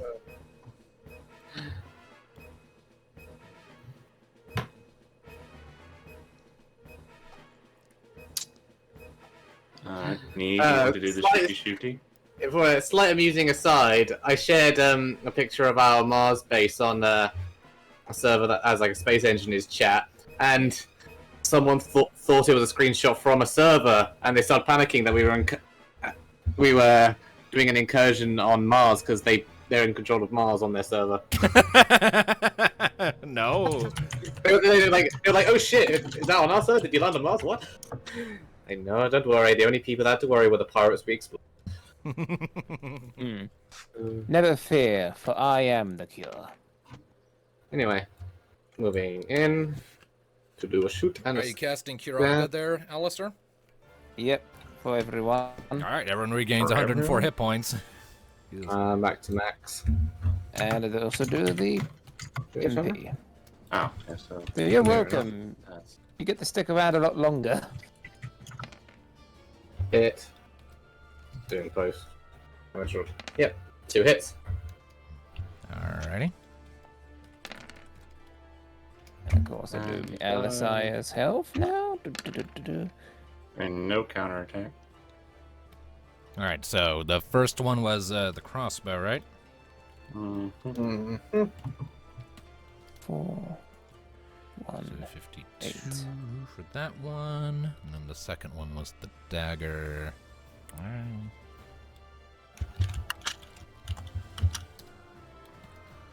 And then 42 from that. Alright, so you fire off a shot from your crossbow to sort of get her eyes back on you, and as she's turning, you bring your dagger across her snout. There's more flashes of that sort of icy pinkish blood as she takes a step back. That's at the sort of haggard snorting sound. She's still on her feet, but she looks like she's about ready to drop.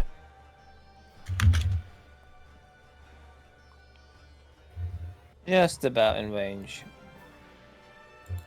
Go on, Caius. Get in there. Unfortunately, Thanatos cannot make it all the way for an attack, but he can use all of his movement to come on over here. Now, let's see what the Caius can do for the melee. 14 hits. 14.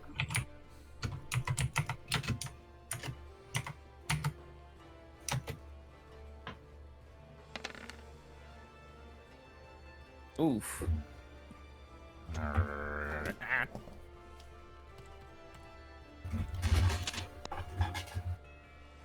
Alright, so Caius brings up his greatsword and then brings it down on Tama's shoulder. It doesn't bite as deep as he would like, but it still bites him pretty deep, and she sacks to one side under the blow.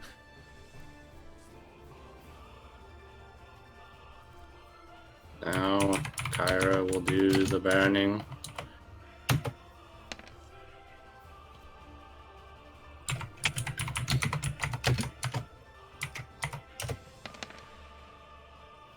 Burn. That's a lot of damage. 63.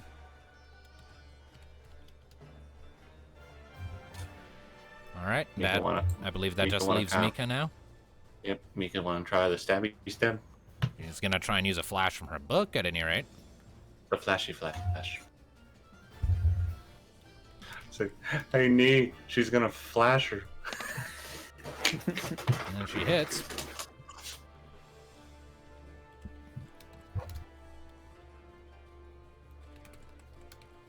I'm a little disappointed I didn't get a reaction from that.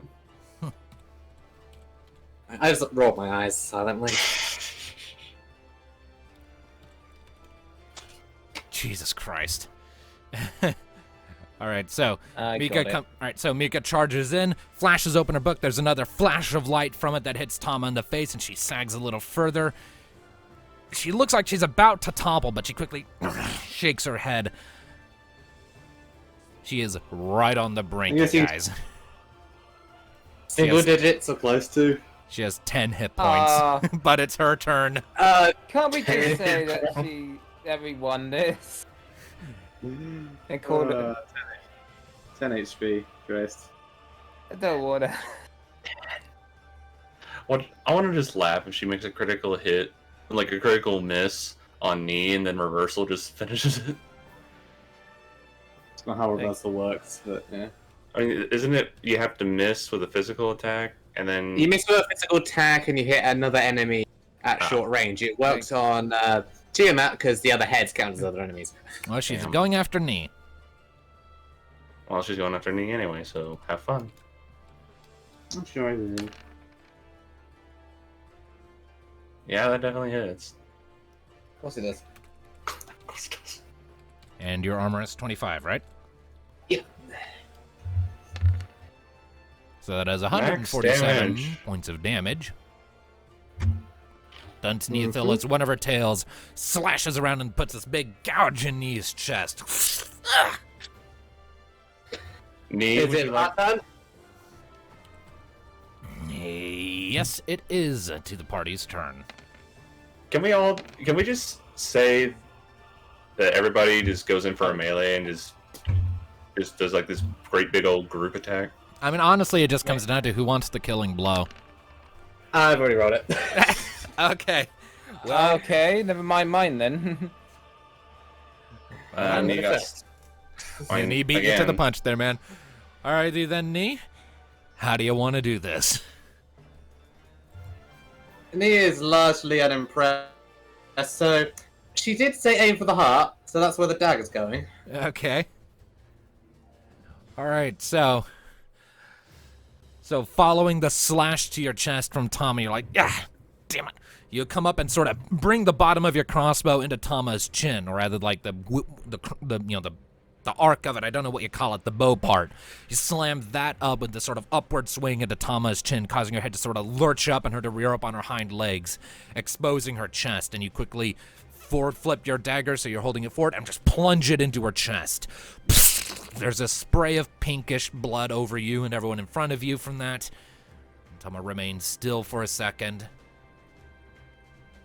And you watch as her tails floating in the air behind her all go completely still. And then one of them dissolves into dust. But the others remain. I thought those cats were gonna have 9 lives. A second later, you pull the dagger out, and Tama falls back to all 4 legs. Takes a breath. And lifts her head to look at the rest of you. And smiles.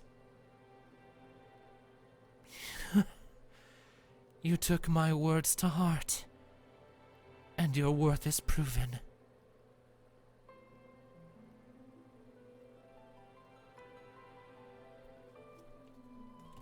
And she shakes her head slightly and backs off. I am impressed with you all. So, what now? Tama turns back to the crystal. That is for the crystal to decide. Though you have proven your worth to me, our spectator must make their opinion known. And she looks back to Alistair. And as you were the one who approached it before, the honor falls to you to hear her opinion. Fair enough then. Alright. So, you step up to the crystal once more, the last sort of vestiges of the enchantments from that fight sort of peeling off of you and fading away. You reach your hand up to the crystal, laying it gently on its slowly spinning surface. And once again, it's not words that filter into your mind, but impressions and concepts, and it sort of swirls around for a second, and the sort of uncertainty that you had felt before, the skepticism, has cleared away. Like this clouds parting after a powerful blizzard, leaving the pristine, untouched snow left in its wake over a vast and expansive plain. And a second later, you all watch as the crystal pulses with this sort of shadowy glow before, like those before it, it shrinks down and down and down until it fits into the palm of Alistair's hand. Yes, it's you after all. Though I can't help but notice no inferior shard. Okay. Tama Mohime nods. It makes sense. Splitting a shield in half weakens its overall effectiveness. And yet now we have to bargain with the whole shield, rather than a letter facsimile. Just complicates things more. You have demonstrated your resolve, and your teamwork was remarkable to behold. If the crystal has relinquished itself into your care, then it means Shiva is confident you will find a solution. She is putting her faith in you. Well, right now the plan remains much the same. Even if we're going to be going in with the full thing. Let's heal up, recuperate. I have no doubt our friend will be waiting outside for us. No doubt. Do you have any idea if he's watching? Tama closes her eyes for a second, and when she opens them back up, I do not sense his immediate presence. I do not doubt he is far, however. Yeah, your wards would have kept him out, but for how much longer now the crystal's gone? What are you going to do? I will remain here for now, until such time as I am commanded to do otherwise. either by my father or Shiva herself.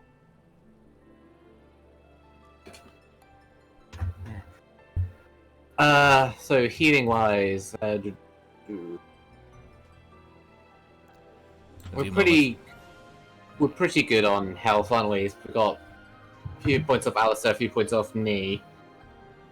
What we really need is ether for Alistair and Mika, in particular, because we're going to need Mika's haste if this plan is going to work. I guess I'm just chopped liver. Hey, Mika has haste, and the more time we have to get Sclala out of there, after if things go as I'm slightly hoping they will, Mika can potentially stun him, the better. Me will chug In- one of her high ethers and give the other to Thanatos. Me. You called Mika me. Shut up.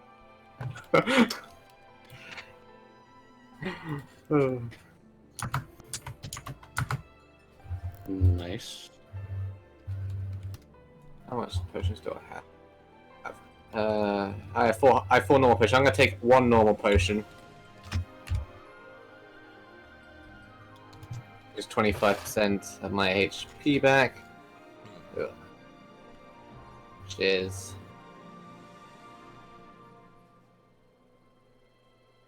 108. 108.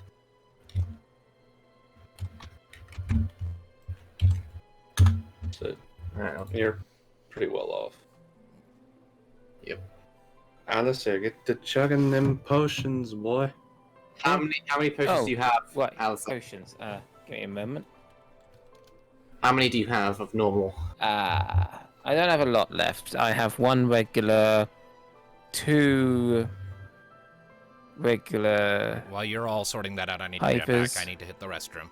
Alright, Right. I'll So basically, I'll- one regular health potion, two ethers, Two two high ethers, and two high potions. Alright, since I have 3 normal potions still, I'm gonna give you one of my normal potions and you chug that. And since Okay.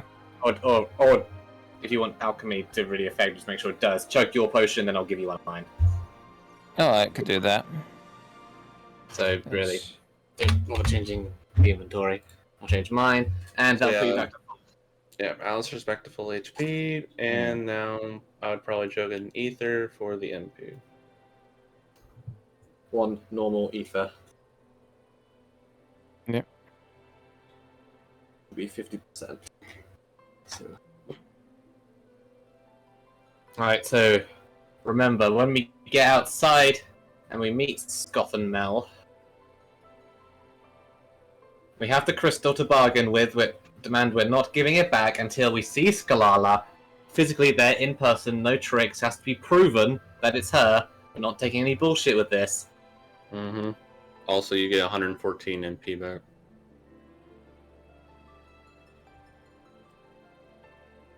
And then, once all that is confirmed, Nee's going to use Throw Stone first before Mickey uses haste, because if she starts to cast, he might react. Or Throw Stone is pretty much just one and done. So she will Throw Stone to stun him for a turn. Mika uses Haste Dagger to haste all of us.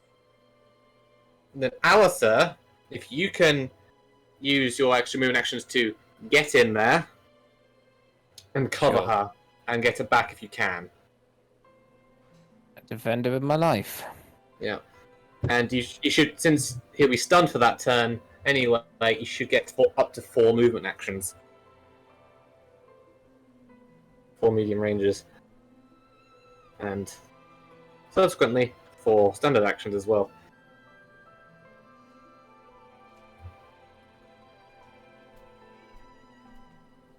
That's the plan. I can't wait to see how Tone is really going to subvert this plan, but that's the plan. Hi, Maya. Anyway. So My is cat- Maya's on standby?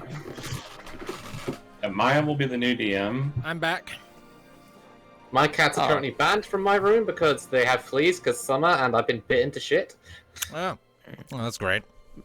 We had a Why do I like encounter summer with again? Maya. Fucking bugs. Ugh. All right, so All what I right. miss? Oh, we're just going over the plan again. Also, Alistair, you need to get your MP back. Yep. Wait, I did, didn't I? Oh, MP, right. 50% Okay. extra. 114. Okay.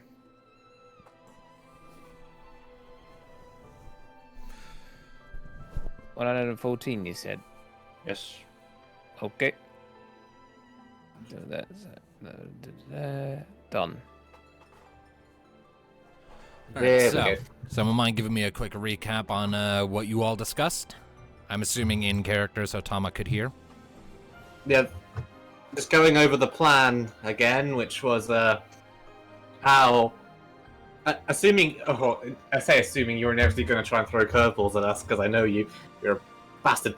But the general plan is No, when I'm we an meet. utter bastard. Get it right.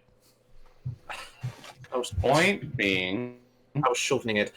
Yeah, when we get outside, meet Scothenmel, who will be demanding the crystal.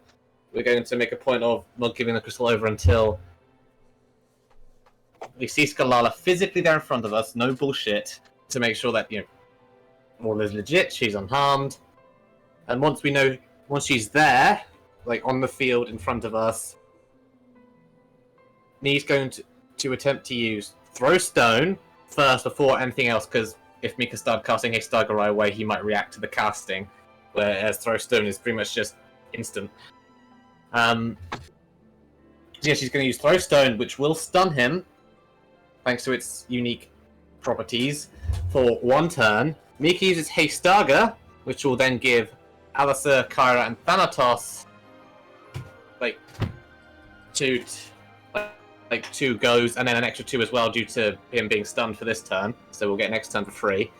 So with Alyssa, then up to 4 movement actions and 4 standard actions, we'll then get to Sclala, cover her, and if possible, get her back to our line. And then from there, we'll handle it.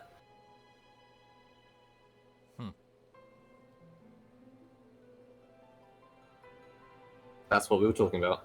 All right. And was this being discussed in character at all? well, yeah, we could just say that our characters were huddled and talking about it. I mean, if you want to say that, we were just talking in normal voices because you were gone. But Right, yeah. fair enough.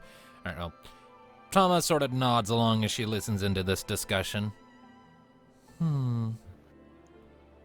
It seems well thought out. Nonetheless, I would advise caution and be prepared to improvise. This fiend is a crafty sort, as I've said. I know. That's try and get him to prove Sclala's presence as best we can. Without a doubt. Else he gets nothing. Also, is there So- another way we can go so we don't have to deal with your hordes of pets down there? Tama Mohime just sort of gives this coy little grin. I think you will find if you walk out the way you came, you will find no trouble. By chance, are we just going to walk out and it's the entranceway and none of the warping space rubbish? If you are referring to your encounter with the spiders, my friends, you were not in this plane when you confronted them. The mirror you passed through in the first chamber brought you into a pocket dimension. One sustained by the crystal. With the crystal no longer providing power to this place, that pocket dimension has since faded, and the barrier it created is gone. Well, can't say I'm too sorry for that. Oh, the spiders still exist. They just can't get here now. I'll take it. Either way. Shall we? And the rest of us not involved with the active retrieval of Sclala, keep constant awareness for any tricks he may be playing. Understood. Right? Thank you, Tama Homime. Let's go. Farewell. And good luck. And with that, Tama turns and disappears in a swirl of mist. Also, Alright, just as a heads up, for defeating Tomomohime in battle, everyone gets 2 points of destiny, and the group gets 10,000 gil. Nice. Alright. Yeah, I'm ready for that Black Storm. Let's go. Just gonna freaking eat the Black Storm sharp. Once we're full in fight, she's going into Blackstorm because this fucker nicked us, Esther. and He's getting the beat down. And we'll also be implementing the sharp shot as well. Of course. For that lovely 999 points of damage because he's a fiend.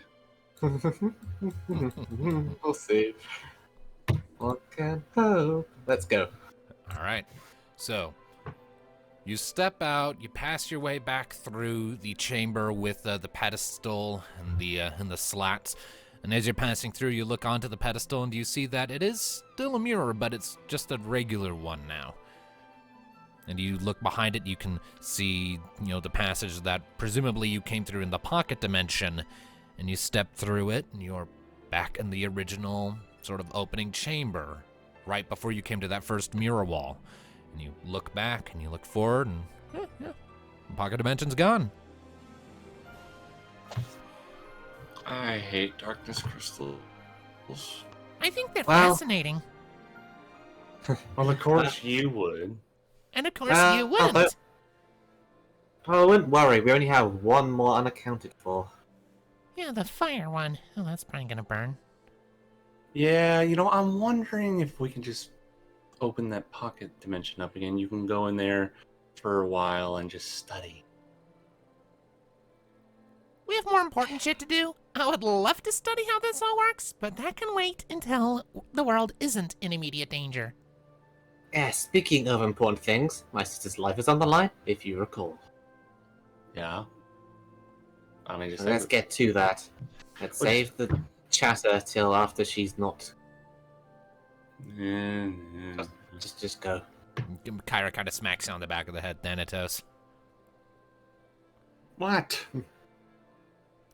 Just kind of gives you this subtle little shake of the head like, don't take that tone, and then moves on. So, heading out. Any sign of a certain jest? Right, so, you step out, and it's, as I recall, you came in at around, like, noon or so, right? Mm-hmm. Okay, so we'll say you've been spelunking around in there for a good few hours now, so it is now, I'd say, it's getting on towards sunset, and the blizzard has largely cleared, and you can actually see off in the distance, sort of gently cradled between a few distant crags, the sun setting on the horizon. Casting this gentle orange glow over the otherwise freezing mountains. It's a pretty sight. A few seconds pass. You look around. There doesn't seem to be any immediate sign of Scothenmel. Well, Thanatos just calls out, "Hey, reject jester! We did the thing." Roll me a negotiation check. Well, at least you know he's listening. And he's not, actually. I just want to see if, like, his ears start burning. His ears just start burning. You're insulting what he's going for, so... 10. There's a moment of silence before you hear this sort of indignant, How dare you! and there's this flash of frosty light in front of you, and you see the illusion of Scottenmel there, his hands on his hips and his face contorted in just deepest insulted indignation. I'll have you know I am not a reject because there was no one left to reject me. I killed them all. But they did. Kind of reject you. defeats the whole purpose, don't you think? Well, yes, but now the only person whose opinion matters to me is myself. Now then. His eyes settle on Alistair, and his grin just grows exponentially. Oh, I think I see what's going on. You have it, don't you? Back Yeah, off, we solved creepy. You still need to Yeah, we- keep your end of the bargain, remember? Turns out we solved the super complicated puzzle in about 5 minutes. Uh,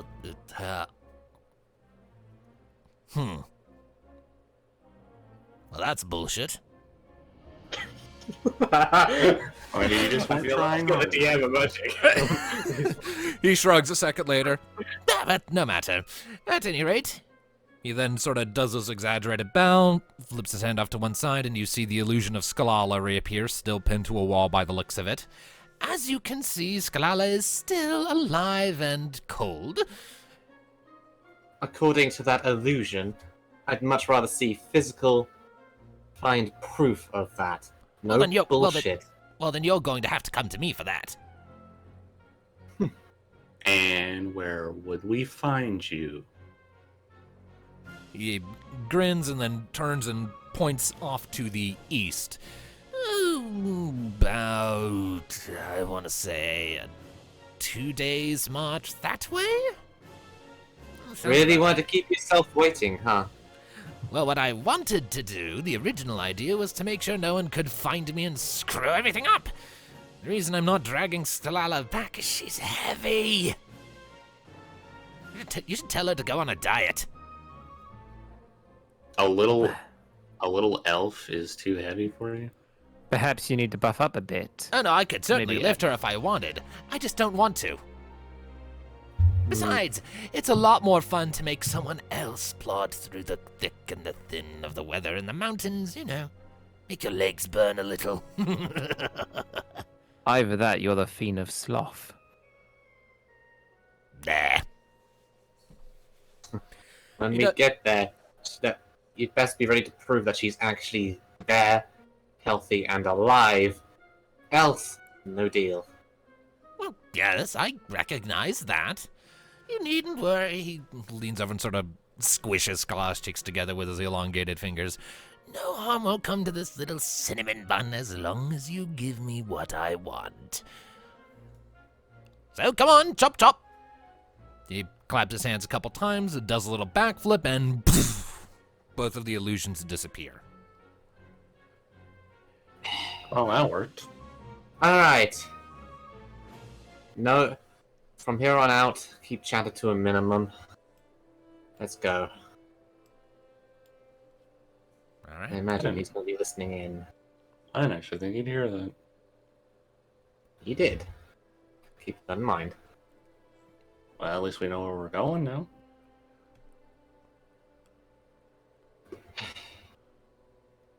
Let's get alright, let's start moving towards it. Make sure Annie is keeping her arrows loaded with fire. All right.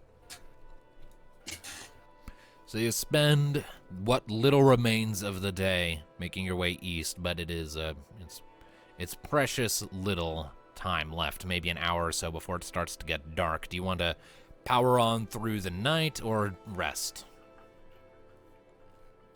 Let's try and time it so we'll arrive like during day's light, so we don't fight this thick guy at night. Let's go up. All right. But- So Yeah. so does that mean you're gonna try and rest then? I guess so. It's 2 days journey, isn't it? So Yeah. yeah, we'll have 2 rests. We'll get there. All right. So you all hunker down for a travel rest. Not long after departing the location. And it If we known we turns- were going to get travel rest, we would have saved all of our potions and shit. and it turns to night. And that night, Nee. Sort of blink and Mommy, flutter Mommy open dear. your eyes, and you realize that you are once again in one of those Penara dreams. Mother? A few seconds pass before she fades into view ahead of you. Looks around a sec before I snap on you. Good, there you are. We're not being watched, are we? Making sure. I don't think so, but it's impossible to tell at the moment. If he is watching, he's found a way to mask his presence. Either way. We know where Sclala is, and we have the crystal. Oh, well, that saves me a bit of time. I was contacting you to let you know that I'd managed to locate her position. Timing. Right? Yeah. He's told us himself. We're off to make a, doing quotation mark with our hands, trade. Not if we can help it. Right. The soldiers have been dropped off back in Malowin. Rania and I could probably rendezvous with you in good time, if you want us to. It's going to take us 2 days to travel there. If you can intercept us before then, it would be helpful. We have a plan. It's best I inform you of it here while we're not being spied upon, because in those mountains he is definitely listening. Every word we're saying. Alright, whatever you wish to do then. Save time, just say she explains the plan. Alright. So you give Panara the gist of your battle plan. And she nods as she is listening. I see. While I was able to locate Sclala's location, I unfortunately was not able to get a good layout of the environment she's in. So we don't know what kind of terrain we're going to be dealing with, if it's an interior or an exterior, if it's a large open space or if it's confined. We need to be ready to adapt on the fly depending on the environment.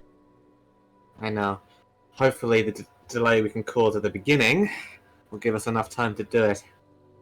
Whatever the case, even if Alistair can just get into position to protect her, it'll be enough.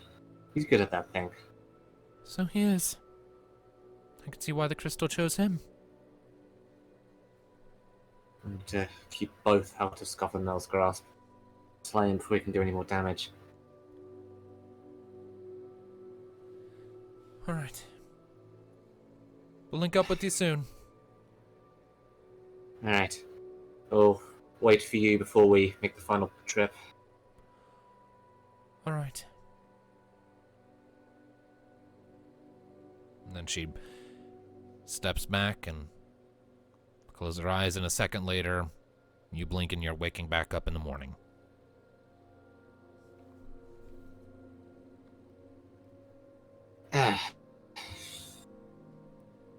Alright. Up and at 'em. Go. Everyone? I'm up. Slight alteration to plans. Before we arrive, Mother and Rani are going to be bringing in the little wing and rendezvousing with us. They want to be there to make sure the trade goes properly. Hey, No shenanigans. hey, more help is fine with me. Make sure this goes smoothly. We get Sclala back, everyone gets what they want. Except the fiend. Did you give us a glare of Alistair? I was trying to tell us, shut up, don't say that, he's listening. You literally just... I was talking to Panara in the dream, and the way Nee was just talking, saying make sure the trade goes smoothly. So as in, there's going to be a trade. Our words are very specific. Okay, well, just forget he said that.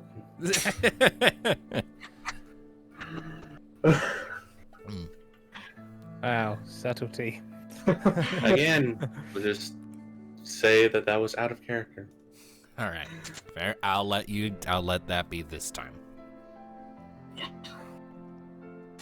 Oh dear.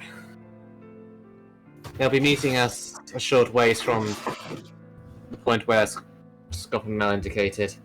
So, just before the final plunge, we'll wait for them. It is worth noting that due to the tricky terrain, travel time is cut about in half. Or not travel time, rather travel distance, so it'll be around about there.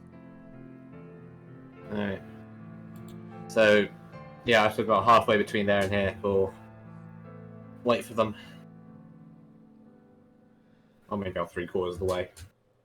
Alright. Is everyone ready to go? Anything else we need?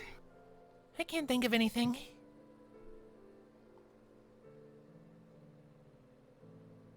ready to put the plan into motion. Let's do this thing. All right. And so you Alistair, all- what you just said there wasn't as bad as what Thanatos nearly said, but that also was quite a suspect plan. Yes, I. All right. Now then. Choose your words carefully, people. All right. Well, then you set off. Without the perpetual blizzard to hinder you and minimize your view, you do make pretty good time as you start trekking your way east through the slopes. You cast your eyes about every so often to take a look at the high-rising slopes and peaks off to your left and the expansive view of all of Dirge off to the south. Every so often, mountain life scutters by, usually nothing immediately hostile, usually small mountain foxes. In the distance, you occasionally see like goats up on steeper cliff faces, or one time you see a big-ass lizard thing just kind of trundling along, but it pays you no mind as you slip by.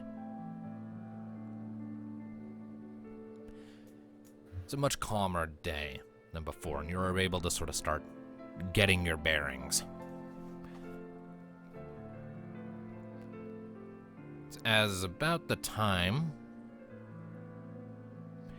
that you are getting to the end of the day and getting to the point where you need to rest, that you look up and you can see the silhouette of the Little Wing sort of making sweeps off in the distance.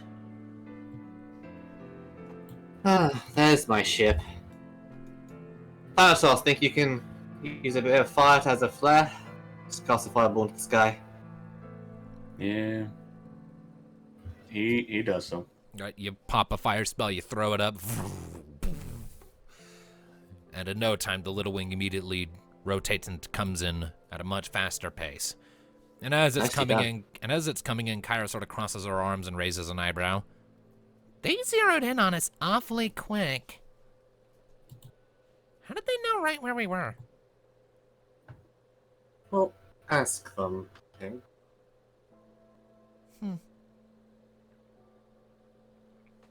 Is there anything unusual about the Little Wing? Make an awareness check. He's not some sort of bloody bullshit illusion or something.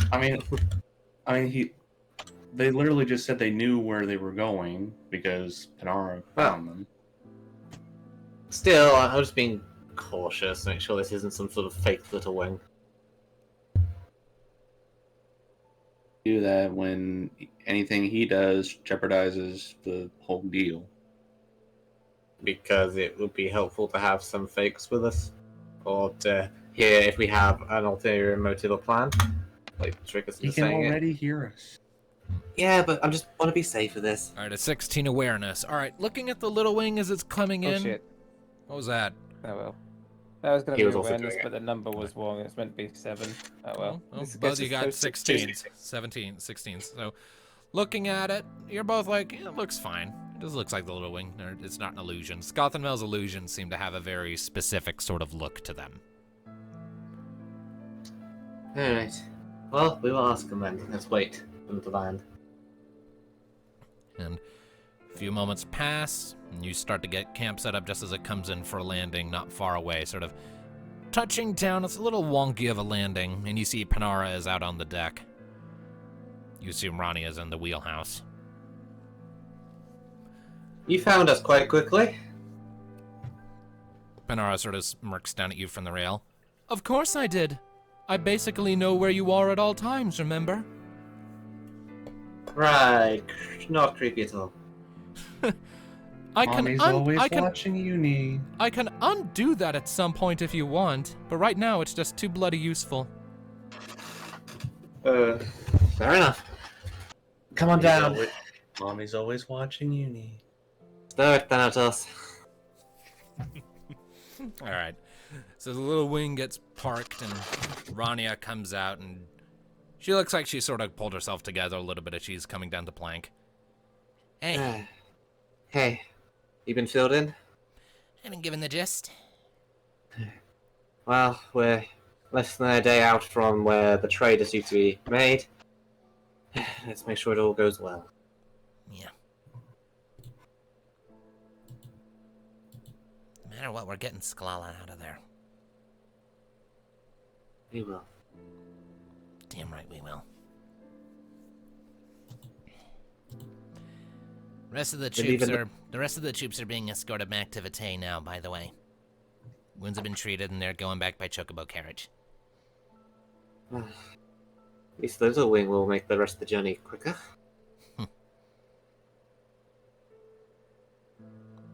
Alright. Let's get some rest. We'll bring her in the morning. Yeah. Alright. So, you all bunk down once again. You take another travel rest. It's a pretty calm night, all things considered. Sky remains surprisingly clear, affording a view of the stars as they come out.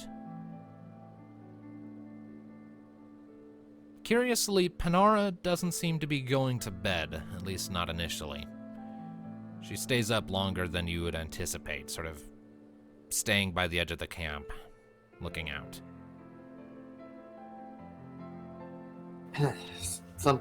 Something up?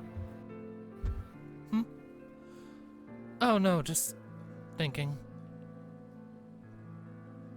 Anything that can be said with our benevolent overlord watching every move? It's nothing related to this situation. She sort of scans the horizon off to the south and west for a minute before pointing. I landed on the shores right there. Right there. What was your first impression of this land? A lot greener than home. Less amber. Well, here at least. Keep it that way. Bernard crosses her arms. Zalart's beauty is more of a desolate sort. It is a very hostile land for the unprepared. Or the sickly.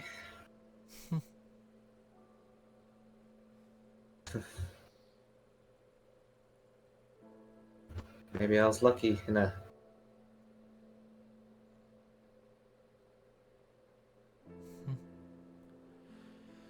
There are forests and greenery in Zalard, of course, but I had never seen a forest so large in my entire life. I thought I must have been dreaming. Most of my life, that's including before, all I ever saw was that forest. As far as I could see. Yeah. Didn't really see the full breadth of the ocean until I went to Marasu. Yeah, I was on the ocean for weeks.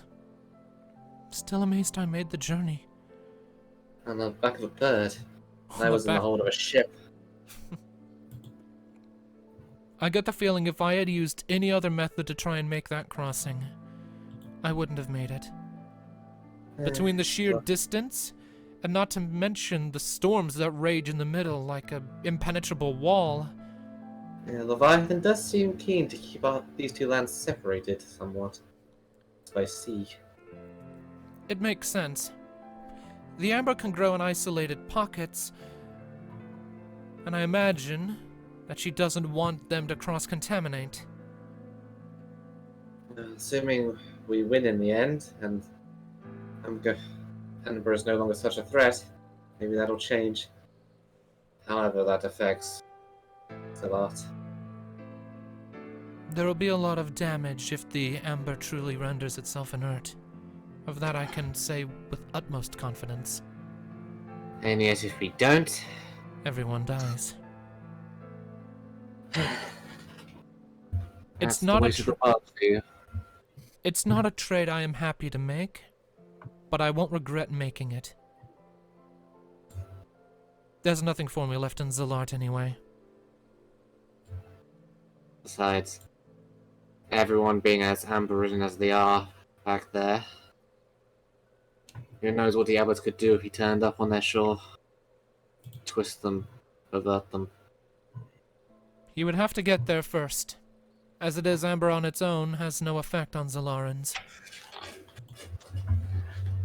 Yet it is his very blood. It's in us. All of us. I know.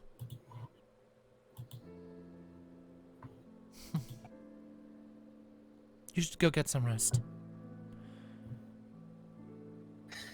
Right. You should as well.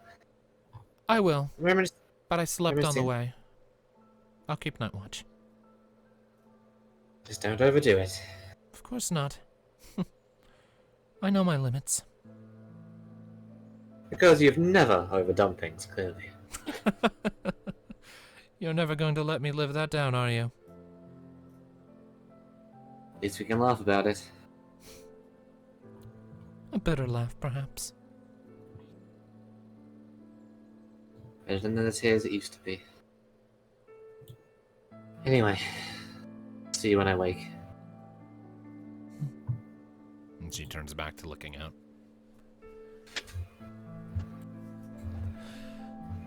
The night passes without incident. And before long, the sun is coming up on another day. And you're getting back up. You gather up your things. Are you going to carry on foot? Or are you going to use the Little Wing to cross the remaining distance? Might as well use the little wing, and I'd like to have that thing on hand if we make a hasty exit. Alright. Alright, so you all pile aboard the Little Wing, and it is good to be back on your airship. You gather up your stuff, you get ready to depart. For a moment, you see me fawning over the wheel. Just like, was Rania good to you? You True deserve love better. at last. You deserve better. Just smooch, and Mika's over there like, I'm standing right here. Oh, you're still my number one, but she's my number two. And this is like Kara pokes her head in. Is this gonna just become a really, really weird threesome? Yes. Get out of my cabin. Okay. Okay. Just try not to make too much of a mess in here, you three. Anyway, I'm lifting off. All right. So you lift the Little Wing up, and you begin to cross the remaining distance, looking for the cave.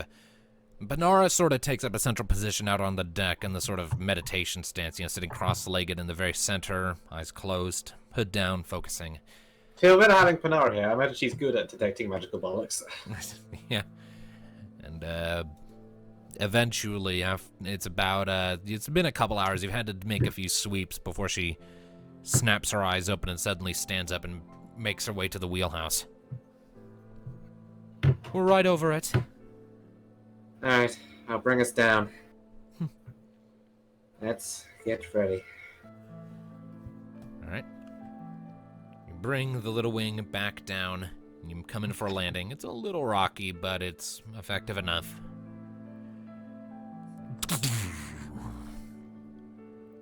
Looking out over the edge for a minute, it isn't terribly long before you spot a very unnatural-looking cave that looks like it just got very quickly dug out of the side of the mountain. Cave. Alright then. We're doing this then, huh? Like we have a choice. If we get out of this, we're never letting Sclala let us down, right? Oh, of course not. Why would we? Come on. Let's get it back. Yeah. And with that, you all step forward and begin to make your way into the cave. And it's a tight fit at first. You have to walk single file. But before long, you start to notice signs of light. Orange light. And it isn't long before, sure enough, you see a growth of amber coming out of one of the walls. Give me just a second, because the things that I have here apparently don't have your guys' updated stats, so give me a second while I copy over your most recent things.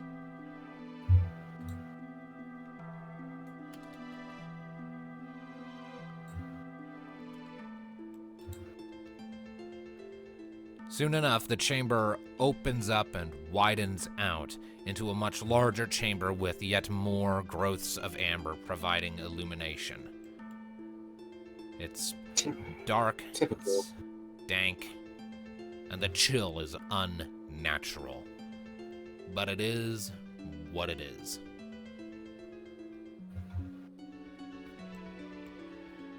Let me just real quickly take a quick second to make sure everyone's stats are up and that everything is correct.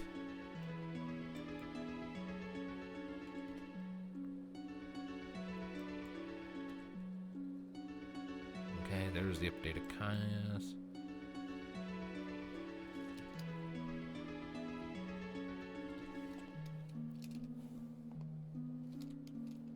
And you're all seeing this, right? Yep.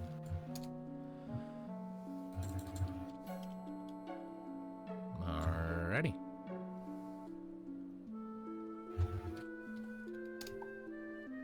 Looks like everything's at max. Okay. So, you step in, you look around, and way off to the left, you see another passage that winds deeper in, and you can see more spots of orange light glowing from within. Presumably, more amber. How typically demonic.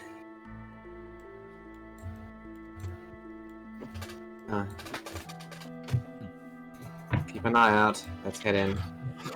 You make your way a little further, and it's at about the time you're getting here, where Nee's token currently is, that you hear... Oh, there they are! And Scothenmel appears in front of you, not an illusion this time. So you came, and you brought the crystal, and some other guests, I see. You can understand at least one of their motivations, looks at Rania. You know, siblings and all. Where's my sister? Scothenmel holds up his hands with an innocent look on his face. Oh, come now, I haven't hurt a hair on her head. Not one that wasn't already hurt when I took her, at any rate. Any scuffs and scrapes at this point are just really a result of her own flailing. I cannot take responsibility for them. Take us to her, or you're not getting a damn thing. It's cute when they think they're in a position to bargain. Anyways, which one of you has the crystal? Can't you sense it? You could before. Well, I can sense it around you, yes, but do you have any idea just how strong those things are? It's like it's overwhelming. It's like drinking orange juice after brushing your teeth. Ugh. Well, how about you show us your end of the bargain, we'll show you ours. Do you think I'm stupid? I'm not taking everyone.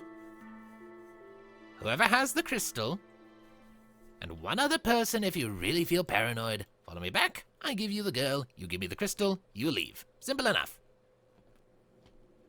I look at Nee.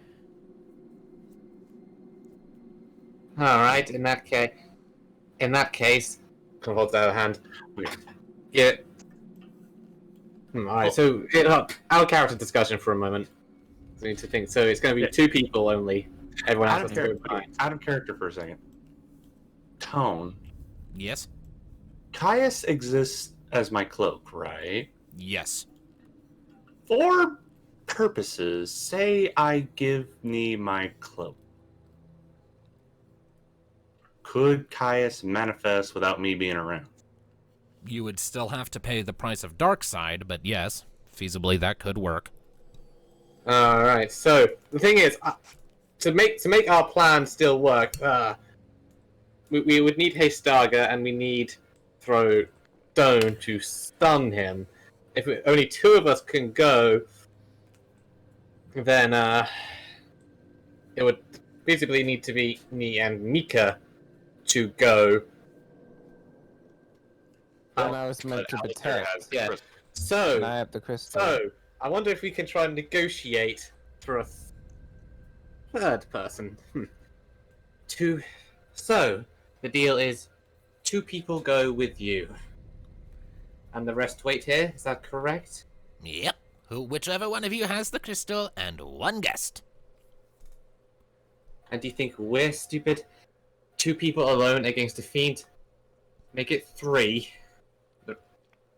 But 4 over half of our little party stays here. But make it 3 for some assurances that the moment you teleport us in, we're not going to be in a position where you can just stab us in the back and take what you want. Make a negotiation check. Come on, As many extra d6s as I need. come on, Nick. If so, then I can Allison, me, and Mika, and the rest of you, and plus Kaius. If I need to add another d6, I will. As it is, 11's not gonna cut it. Alright. Throw another one. As many as I damn need. 6. Need. Oh, right. Roll a 6. Perfect. Yes. All right, so with that buff up to 17, Scott and Mel just sort of narrows his eyes at you for a second.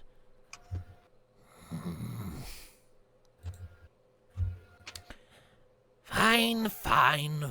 1 more. 3. Alright. Alistair has it. I'll be coming with, because, she's my sister, and Mika will also be accompanying us, as she is our group's little healer to ascertain her health. Is this out, or did you That's- just tell him? Also, before they go off, Thanatos comes up behind me and throws his cloak around her shoulders. Really? Yeah. It's gonna. I'm just saying, Nee. It's Well, to gonna be fair, it is chilly and you do look a bit cold. I'd say, Nee, you look a little chilly. Just I'd be fine if it makes you happy. I want the times to be you, Thanatos. Do me a favor. Roll an acting What? check, you guys. why? Oh, If I have to God damn it. add more, which I imagine I'm going to have to. Who's rolling it? I guess. I'm both guessing of you. I joined Both of in as you. well. Both you, Nee, and Thanatos are rolling it. Oh, wait, is it my waking or waking? I'm probably going to have to add more to this again. Oh, no. God Yeah, fucking it's- damn it. Fine. Alright. Adding more.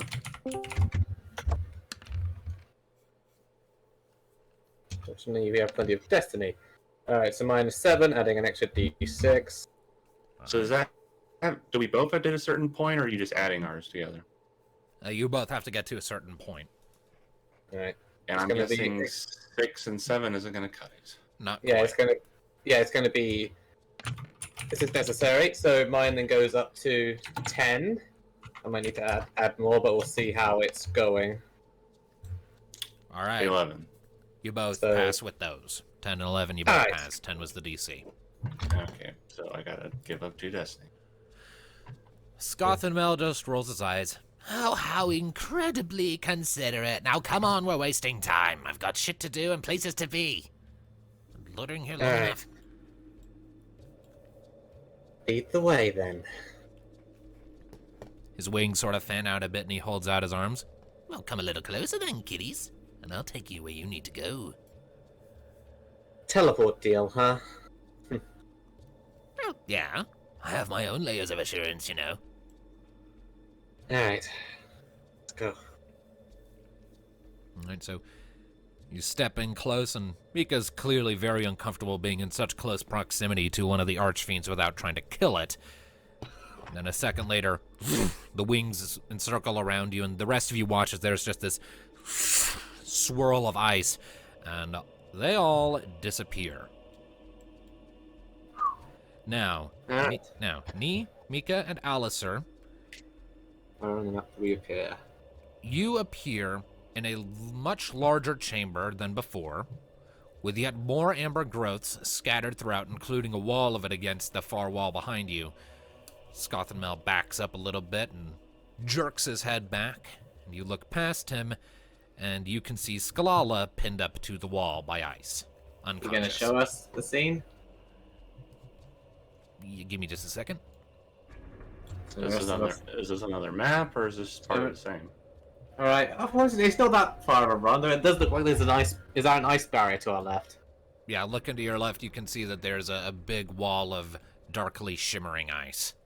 Well, someone's gonna have to get ready to do a big old fire spell. Yeah. That ain't me. Yep. Well, when we at least we will. So are we still with them, or You guys are down yeah. here in the Thanatos, Kyra, Panara, and Rani are down in the southern room. you'll have to start making your way up there to the ice wall, and be prepared when you hear fighting start to blast the ice wall. well? So again, are we focused on them right now, or Well, they don't know what's going on. It's just us at the moment. Still, I Is all- imagine you guys are going to start making your way further into the cave. Well, again, we don't know where you are, so I'm gonna go over to. I mean, you also have Caius on me, so you can probably get a set. Again, I'm going to just try and make sure. Just walking up to Panara and whispering into her ear, as so old Frostface doesn't hear us. Can you sense where they are? They're not far. She nods her head against the northern wall. Waits that way. Yeah, I can feel Caius there too. Well, at least they didn't teleport them like across the planet. I doubt he has that sort of capability. So then what do we do now? Well, there's got to be a way back there, and that path to our left seems to be our best bet. Though we have to be quiet about it. Right. Stealth time. Great. Let's see if Stealth Elf runs in the family.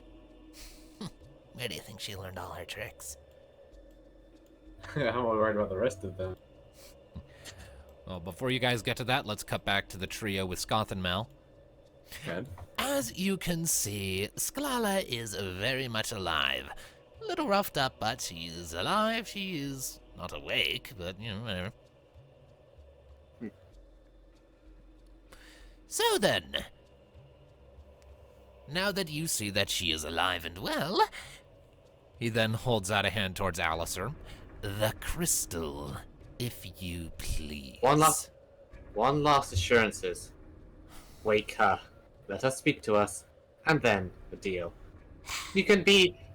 Surely you can excuse our caution, considering you are a self-professed jester. Yes, fine, very well, but she doesn't come down from the wall until I have the crystal. And was she held in, just by ice? Yeah, it looks like ice. It's really fucking thick, but it's there. So thick ice. Does it look like a heavy instrument, like a weapon could dislodge it potentially? You rolled a really high force check, maybe. What about would fire do it? Maybe. It would probably take a little bit, but it could be done. Anyways, All right. so Scoth and Mel goes back to Sclala, sort of flutters up, lands next to her, the blades on his legs stabbing into the ice that's pinning her to the wall, and he leans over, just gently takes hold of her head with all of his really long fingers, sort of tilts her head back, puts his lips right up by your ear. Wake up! And you watch Scala jerk to it. What the? And Scothamo just grins in her face. Rise and shine, sleepyhead. Then he retracts his claws and jumps back down to the ground. There, she's awake. You happy now? Sclala, you okay? I hurt. I really hurt. Yeah, Ow. looks like it. We'll get you out there soon, and then we're having words. Yeah. Where's Rania? Close by. Unfortunately, a certain someone would only allow a scant few of us in to see you. Yeah. Go figure. Alright. So, she's alive, she's well. Take it brings us to the reason we're here, then. That it does. Scottamel holds out his hand once again. Not going to ask again. Give me the crystal. We'll give you exactly what you deserve. Throw stone! Okay. And Asney picks up the rock from the ground, leans back and quickly chucks it, pinging Scothamel on the forehead. He leans back. Ah! I think that's where we'll cut it. Until next time. Because that is an end boss level enemy. We're going to be there for a while if we fight that, and we don't have time for that right now. Oh, yeah. We've already been going for a while, so we will pick that up next time. So, oh boy, this is going to be fun. Of course it is. Well, he's stunned for the first turn. At least. So, thank you all, ladies and gentlemen, so much for tuning into this session of Final Fantasy Chronicles of Eno. We will see you next time as our party engages Scothamel in battle and fights to save Sclala. So, until then, keep listening, people. Bye-bye. Tara. Bye, everyone. Bye. It is going to be an interesting time next week. Looking forward to it.